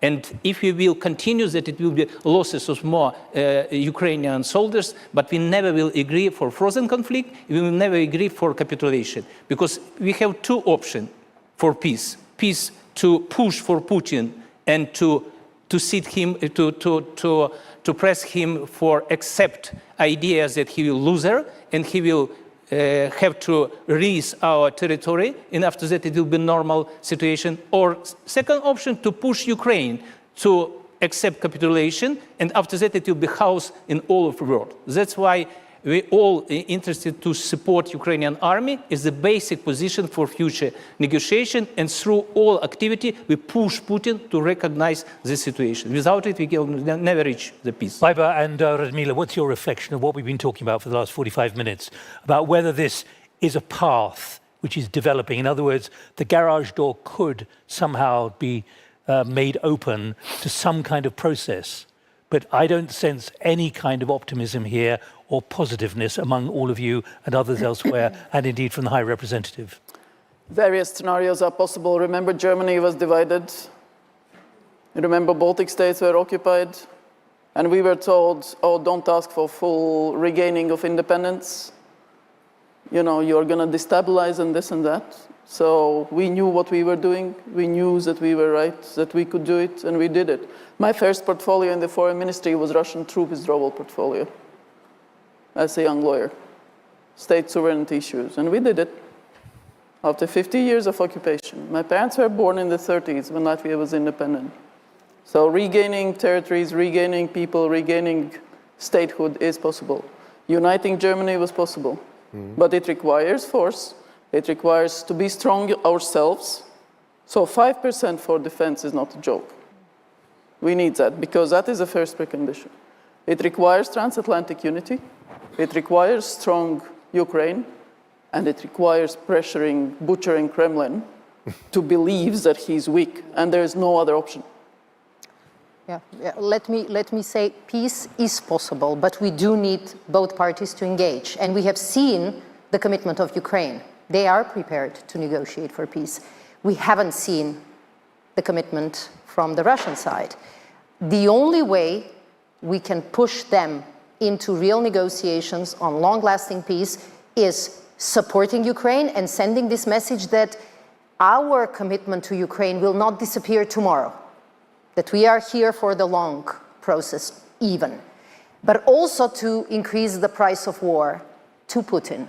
You know, through sanctions, through the discussion about frozen assets is not something that NATO engages in, but I have participated at some of the meetings and heard some of the heated EU ministers discussing it. The war has to be expensive. It has to cost him politically if he is to engage in negotiations. But the engagement of the US president is something that we have welcomed. You know, we do need to start discussing and thinking about peace negotiations, but it's not just an analysis. It cannot be just words. It has to be through a sustained effort to support Ukraine and through a sustained effort of the coalition of the willing, ready to send the so-called reassurance first, the security guarantees that will support Ukraine. Without these elements, it will be very difficult. But there is a chance, and we have to do our best, and we have to deliver on our side, from our responsibility, so that Ukraine can really negotiate from a position of strength. Rafael, can I just ask you, do you feel at every stage you are dealing with Putinistas right from the top to the bottom on something as so important as nuclear security? People who only think like him. Well, I think they do understand. We should not forget that Ukraine and Russia are nuclear countries, are countries that have vast nuclear infrastructure. For Ukraine, is a lifeline, really. Without the 9 remaining nuclear reactors, the whole country would have collapsed. And I think the way in which the energy infrastructure has been kept in very difficult circumstances has been really heroic. I think, but engagement is necessary from our technical point of view, because it is obvious that without that, the possibility of reconstruction would be impossible. Now we are working also on reconstruction. We were just in Rome a few weeks ago, and the IAEA is supporting Rivne, Melnitsky, South Ukraine, and at Khmelnytsky, the construction of two new units that are going to be built to ensure the reconstruction. And it's very important that we have these dialogues, for example, with the regulators, where you can, Russian regulators, for example, nuclear regulators, when you can expose the kind of things, the kinds of issues that are perhaps too technical or boring or discussing here, but which are being fleshed out and discussed with them in terms of the consequences of certain things happening. Thank you very much. Right, who's got the microphone? Yulia from Ukraine, I think. Please, and also Nicola from North Macedonia, I was told about. A quick intervention, please, from you. Yes. So, as you mentioned, I'm from Ukraine, and no one wants peace more than Ukrainians. But I want to move our discussion even farther. What after peace? What after peace agreement? No matter how, it matters how it will look like, of course. But the question is how the Europe and the world will engage with Russia strategically after this peace. Because Europe, the US, were trying for a long time from the fall of the Soviet Union to engage with Russia economically, diplomatically, and there were assumptions that it will help. All right. Okay, good. Nicola from North Macedonia, where are you? Please. Thank you. So it is a long road to peace, and we've discussed this, but on that road, there is a second question that follows, I think, every single one of us, and that is the ancient norm, which is inscribed in Article 4, in Article 2, Paragraph 4 of the UN Charter, the prohibition of the use of force. And my question to the panel is, how do we, on this road, also revive the values and the norms of international law, and especially the ancient norm of the prohibition of the use of force? Thank you. You're raising what the Deputy Prime Minister and also the President raised very explicitly this morning. One more. Have you got a microphone? Who else has got a microphone? Get a microphone, please, over there, please. Thank you. Tell us who you are, please. My name is Petre Claudiu Platon from Romania National Administration Association. I have a question for Bill, because he pointed out the question about the money, of Putin's money.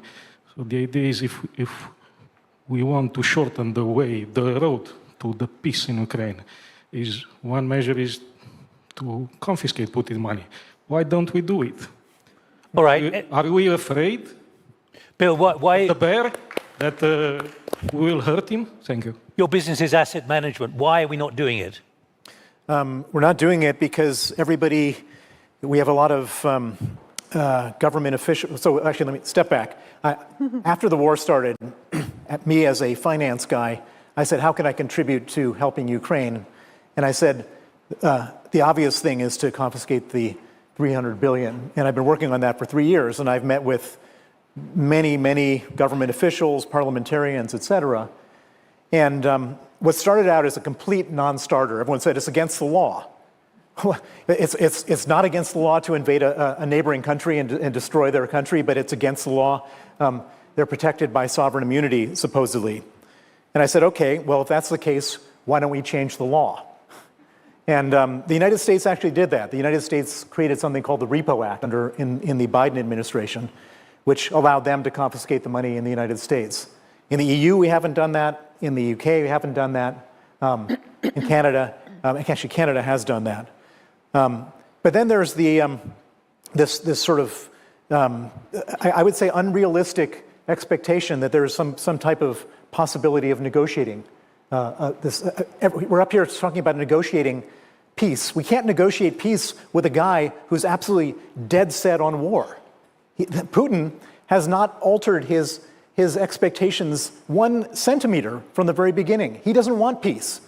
And so if you go around the European Commission, they're all saying, well, you know, we need to hold this back for discussions about the reparations at the end of the war. There's not going to be reparations of a country if Russia takes the country. Mm-hmm. And so, having said that, since I started this whole thing, we've moved quite a bit, and everybody has agreed. Okay, it's not legal to take the money, but we can take the interest on the money, which is no more legal or less legal than taking the money. And so we're eventually going to get to the point where the question is going to emerge in all these countries, in the European Union, in the UK. Do we want the taxpayers to pay, or do we want Putin to pay? And once it becomes that question, that's a political question, that's not a bureaucratic question, then it will be resolved and the money will be taken. Thank you. Okay, does anyone want to come in on this, on money? Please. We have Magnitsky law, thanks to Bill. And it's also valid in European Union countries. And no, I wanted to say that, if I can, the question about how will relations between Europe and Russia look after the war?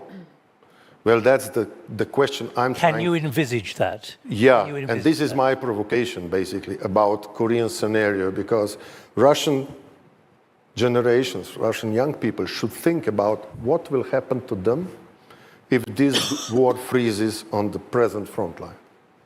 Because God bless to multilateralism, but I only see in the world now 2 superpowers. One is outspoken, which is United States, and the other is pretty introverted or hideous, which is China. And China is supporting Russia so much that if this Korean scenario happens, I don't know whether Russians can escape to their Chinese future. In terms, yeah. So they will have to decide to finish this war in a manner that will give prospect to young Russians or to Russia to become European or Asian European state again, or will it for a long time be separated from Europe and be connected to Asia? Can we just pick up the 2 thoughts from Yulia and Nicola? Do you want to come in, Alexander? Yeah. We've got 11 minutes to run, so I'd like quick answers, please. Very shortly answer. Impunity and appeasement create possibility for next war. That's what we need to create situation for punishment all regime of Putin.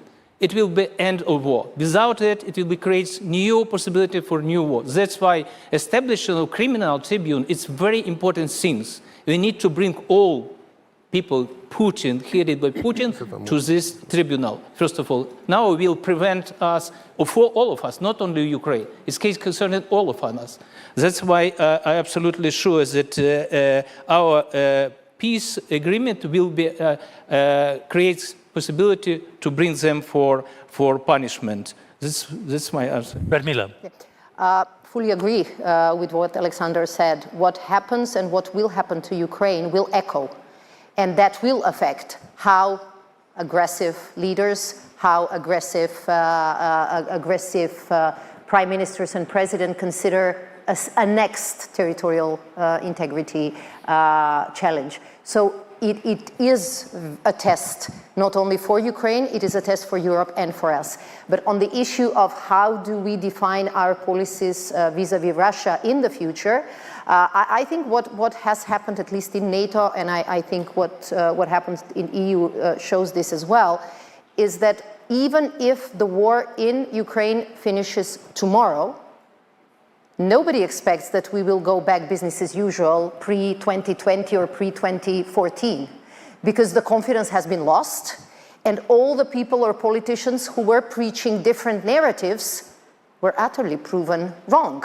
So there will be a need for a completely different process in which European countries will stop if Russia completely changed the pattern. We should remind everyone. But 5% for defense spending is there in the NATO Hague Summit because we don't believe that we can go back business as usual. We should remind people that Putin once raised the prospect of Russia joining NATO. Oh, yeah. And there was a Russia office at NATO. Yeah. Right. Quick answer on both. One on process with Russia. As Radmila says, there is no expectation Russia going back to some type of peaceful country. That's why NATO's defense plans are planned against Russian capabilities. That's why specific 5%, that's why 3.5% for hard defense, because that's the capability targets and the actual stuff that we need as allies to make sure that nothing happens to ourselves. From that also, it means that supporting Ukraine is more viable, so pretty straightforward. And then on international law and what it means, in a wider sort of trust in international system. Remember, Ukraine, the first things that Ukraine did was actually on the basis of Article 2 to turn to the UN Security Council and request Security Council to take action on the violations that Russia was doing. So Russia vetoed the ability of the UN to act. And then Article 51, which is right to self-defense, individually and collectively, on which also NATO is based, was used for Ukraine's self-defense. And that's why when NATO actually, as allies, we analyzed whether we become party of the war if we provide Ukraine with weapons and with other assistance. The answer was no, because the Article 51 covers self-defense, it covers others providing rights to self-defense and means for self-defense. And no, neither NATO nor allies nor anybody else helping Ukraine does not become party to the war. So we are succeeding Slovenia in the Security Council from 1st January. And we will be very, very, very much looking to actually this trust in international law, these standards that the UN Charter embodies, that countries, wherever they are, in Africa, Asia, wherever, they don't want to be invaded by their neighbors. It's so really, I hope, Nicola, that basic law. reassures you a little bit. Zaki, can you just hang on one moment? Yeah. Let me get another question. We've got about 7 minutes to run. David Ledington, Chairman of the Royal United Services Institute in London and former British government minister. Given that there are some capabilities, notably intelligence sharing, where the Europeans cannot just substitute for what the Americans provide, what are the arguments the panel think most likely to persuade not only this president, but the political leadership of the United States over the next few years that they should remain committed to keeping Ukraine strong and in the fight, rather than, to use the phrase, walk away? David, do you have a view? You were a Deputy Prime Minister. My view is that your starting point has to be that the Europeans need to show that they are taking a bigger share now. But I think my view is that the tactic of being frank, sort of deferential to President Trump is probably the right one, however humiliating it may be at the moment. But I hope that whether it's Starmer or Macron or Merz or anybody else are privately really dedicating themselves to make us less dependent on the US for help for Ukraine, insofar as we can do that. But some of this will take 10 years. All right, the diplomacy of flattery. Who else would like to... Can I just check if Intel? Can I just check if anyone else has a microphone? Where? Okay, I'll come to you in a moment. Good, please. Sir. On the Intel, just a quick add-on to what David was saying is actually that it's a mutual action. There's so much that the Five Eyes get from the other partners actually without knowing that is coming from others. And the sort of fusion of all that Intel knowledge, the understanding of that Intel knowledge, what Ukrainians are doing but also using, there is a lot of joint sort of benefit that is being drawn, and I'm not even saying what the relationship is with Turkey and others for the situation in the Middle East and so on and so forth. So it's you cannot take one letter out of the wider equation on the joint intel work, because security interests and threats are not just in one. Just one sentence. This is one of the reasons. There are several reasons why on the security guarantees the discussions are ongoing, including US involvement. And we do believe that these robust security guarantees are the right message to Ukraine, the right support to Ukraine, but also a right message to Moscow. Thank you. One question here, because I realize you have to leave in about 4 minutes to get a plane. I am a Ukrainian refugee, and my question, in my opinion, this main important section in Bled conference now, because if Ukraine fall, didn't exist any option for optimistic European future. This is real. Just now, like 1939, and we are, and in my opinion, a lot of country, a lot of politics did understand this, playing the political game. Or I live in Slovenia from war started. For example, in Slovenia, very strong Russian propaganda. And I listen to this politics second year. Every year, support young Russian, good Russian. And I'm not my question, why? Why politicians didn't understand serious of situation? All right, in the limited time we've got available, let me put that to the politicians. You don't fully understand the enormity of what is happening. Not only Slovenia, exists brave country and we've got the message. Yeah, please.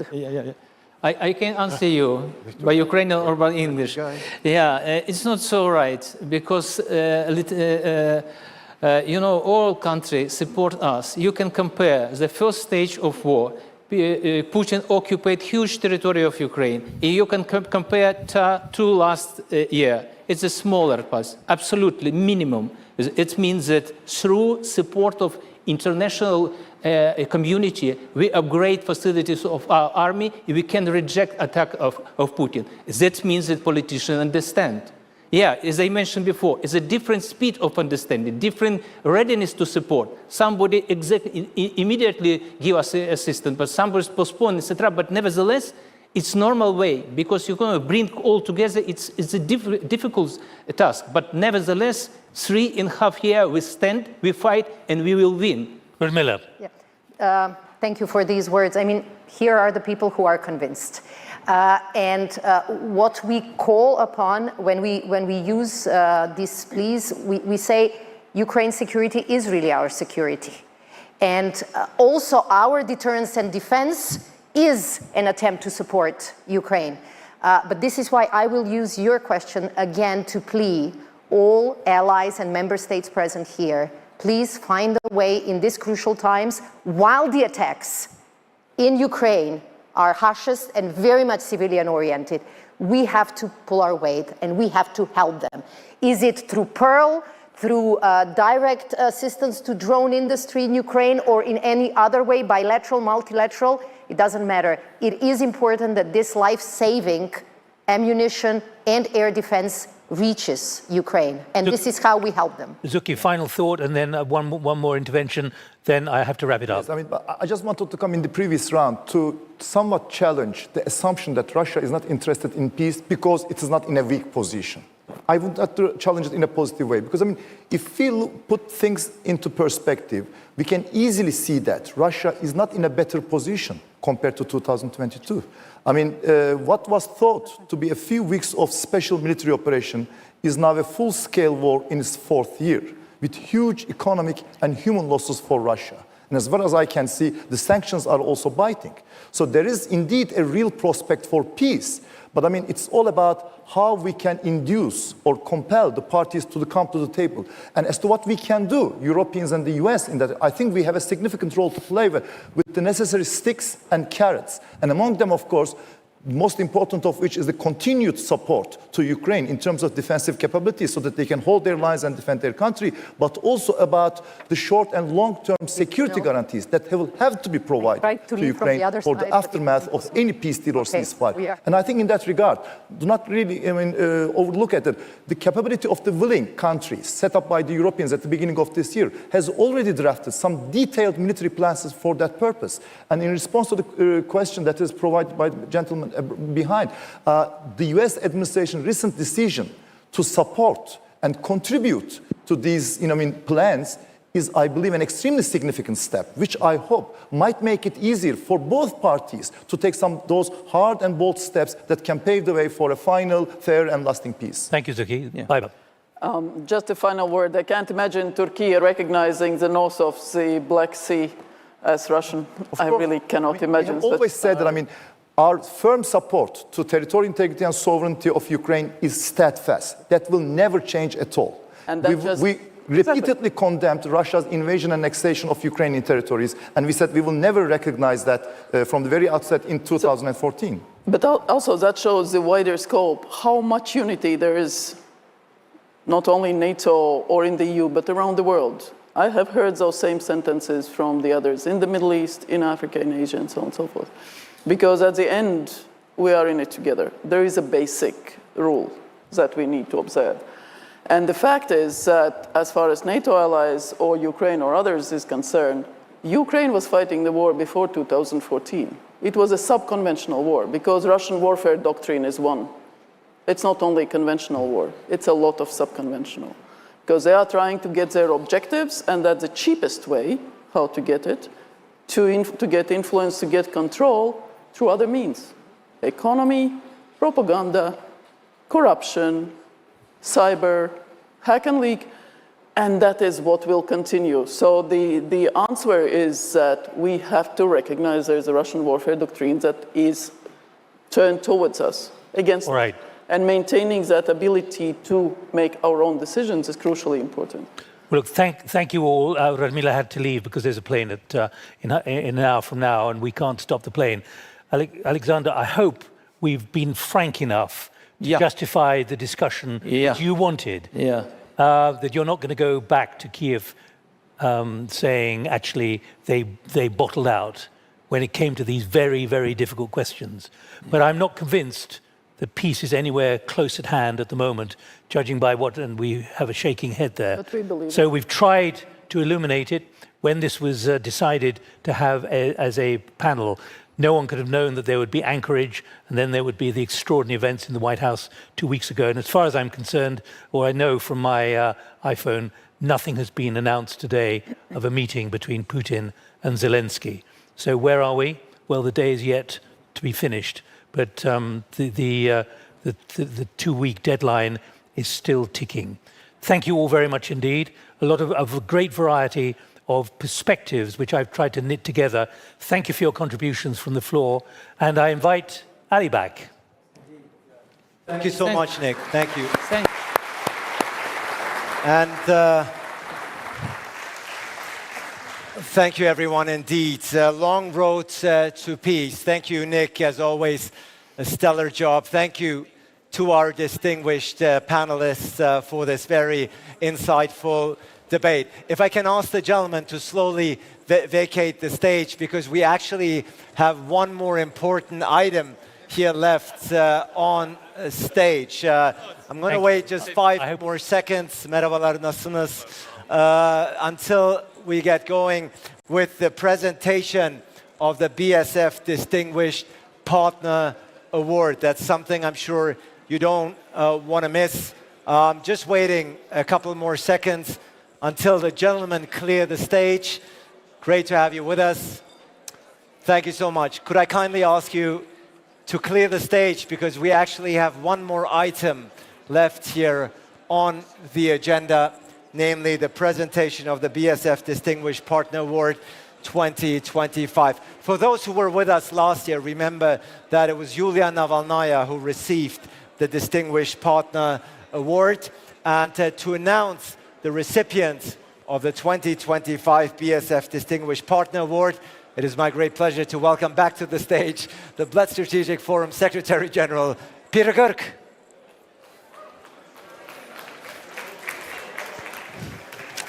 Floor is yours, Peter. Thank you very much, Ali. Since it's the 20th anniversary of the Bled Strategic Forum, it's only fitting that we recognize those who contributed the most to the success of the forum and that it became one of the most prestigious strategic events in Europe, but also in the wider international community. With this in mind, the first recognition award goes to the founder of the Bled Strategic Forum, former Minister Dr. Dimitri Rupel, whose foresight and determination led to the organization of the forum in 2006, and because of him, the forum became what it is today. Unfortunately, Dr. Rupel could not be with us, but we will be sure to give him the award in person.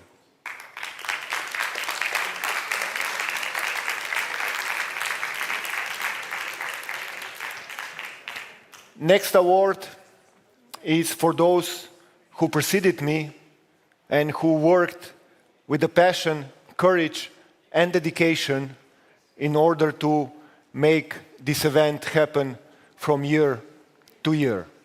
We are going to honor and recognize the work of the former Secretary Generals who have been bold enough to take this function and make it what it was or what it is today.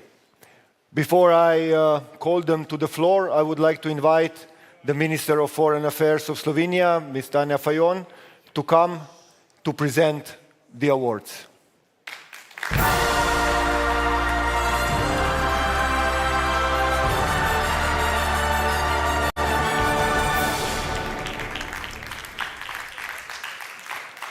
And let me call now the first Secretary General of the Bled Strategic Forum. It was in 2006. My dear friend, Ambassador Darja Baudaš-Kuret. Please, Ambassador.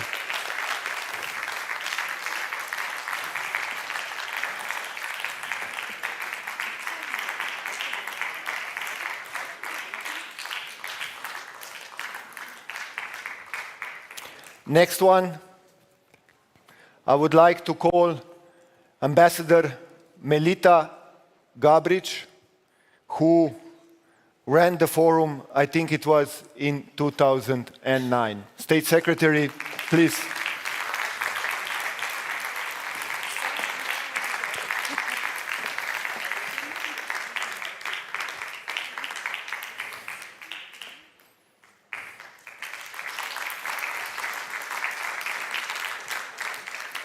Next one is also my dear friend, Ms. Miriam Možgan.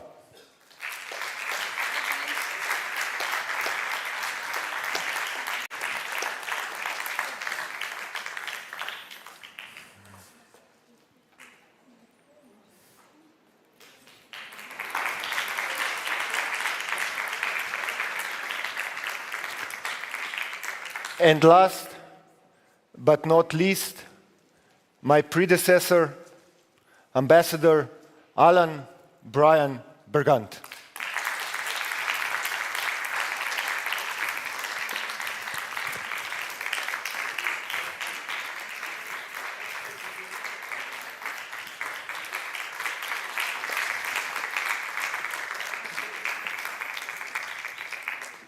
Thank you very much, former Secretary Generals. Without you, we wouldn't be standing here in this hall. And now a special recognition to somebody who actually was not just present at all the 20 Bled Strategic Forums, but was working in each of them ensuring that the forums are being done in orderly and efficient manner. When I see her running around the festival hall every year, I know that the forum is going to be great. And until she is going to run around, I hope I will also be here, because without her, the things just wouldn't work out. Let us honor Alenka Gigon, member of the Protocol Department.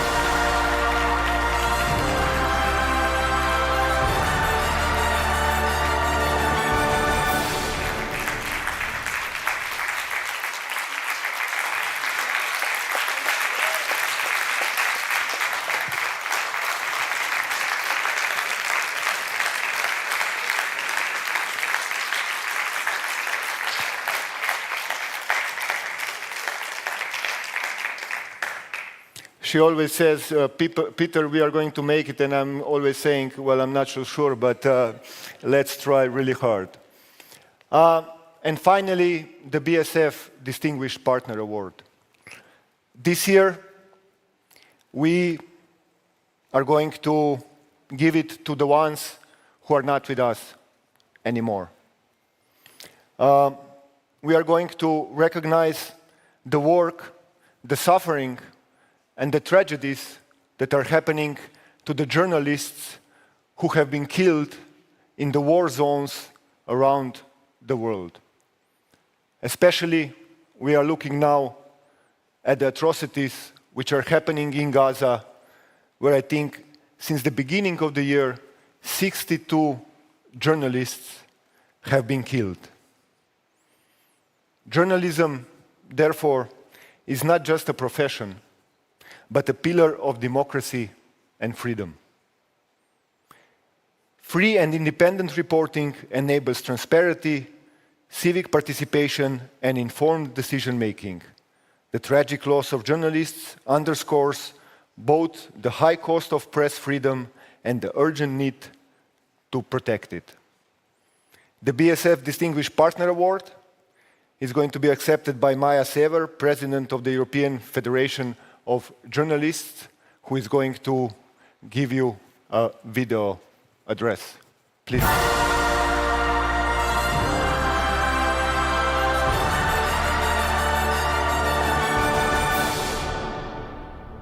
My name is Maja Sever, and I'm a journalist and president of European Federation of Journalists. On behalf of all colleagues I represent as president of EFJ, but I believe I can also speak for the wider journalist community, I thank you for this award. I see this as your recognition as an affirmation of journalism as a public good, as a defender of democracy and freedom. I accept this award with deep gratitude, but also with sorrow in my heart. The award is dedicated to those who are not longer with us, our colleagues who gave their lives reporting from war zones. They defended the true and the public's rights to know, and the price they paid was the highest one. I can say from my personal perspective and experience that war reporting is the hardest part of our profession. Every war is terrible, but thanks to journalists, the world knows the truth about those horrors. These days, we can not only see the journalists are dying on the front line, but they have become target. In the past year, more than 120 journalists and media workers were killed on assignment. From Gaza, we saw entire new teams being killed. All of them were human beings, with families, plans, and dreams. Mariam, Mohammed, Heba, and many others reported until their last breath, with a camera and a pen in a hand, so that the world could see the reality of war. In Ukraine, we have lost too many colleagues. Our friends in Ukraine are exhausted by a war that does not end. That's why the EFJ, together with unions in Ukraine, opened 6 solidarity centers which provide daily assistance to colleagues on the front lines. We do not forget our colleagues from Belarus, those who forced to exile, or those unjustly imprisoned and who still continue to believe in the freedom of journalism. Their courage is equal to that of those on the battlefield. Sadly, the work of our colleagues in Serbia today also look like reporting from war zone. In that country, right on the border of the European Union, journalists go on assignment wearing helmets. In this war on the streets, journalists are the first to be attacked, and we must not turn our heads away. This award is recognition of all the brave people who are not afraid to risk their lives so that you can know the truth. We accept it in their name and we dedicate it to them. Thank you for not forgetting our colleagues. Thank you for standing with us in the fight to ensure that journalism, against all odds, survive.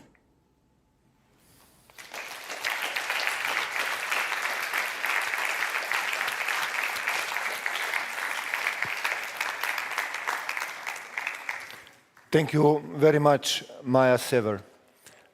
With this presentation and the award, we are concluding the first sessions and the opening of the Bled Strategic Forum. I would like to thank each and every one of you who came to listen to the debates and especially have been involved in the discussion on how we can make this world a better place. Thank you very much. Reception is at 8, followed by the night oval session, which is going to be very interesting on European identity. I hope to see you all there. Thank you very much. Thank you, Minister, for everything.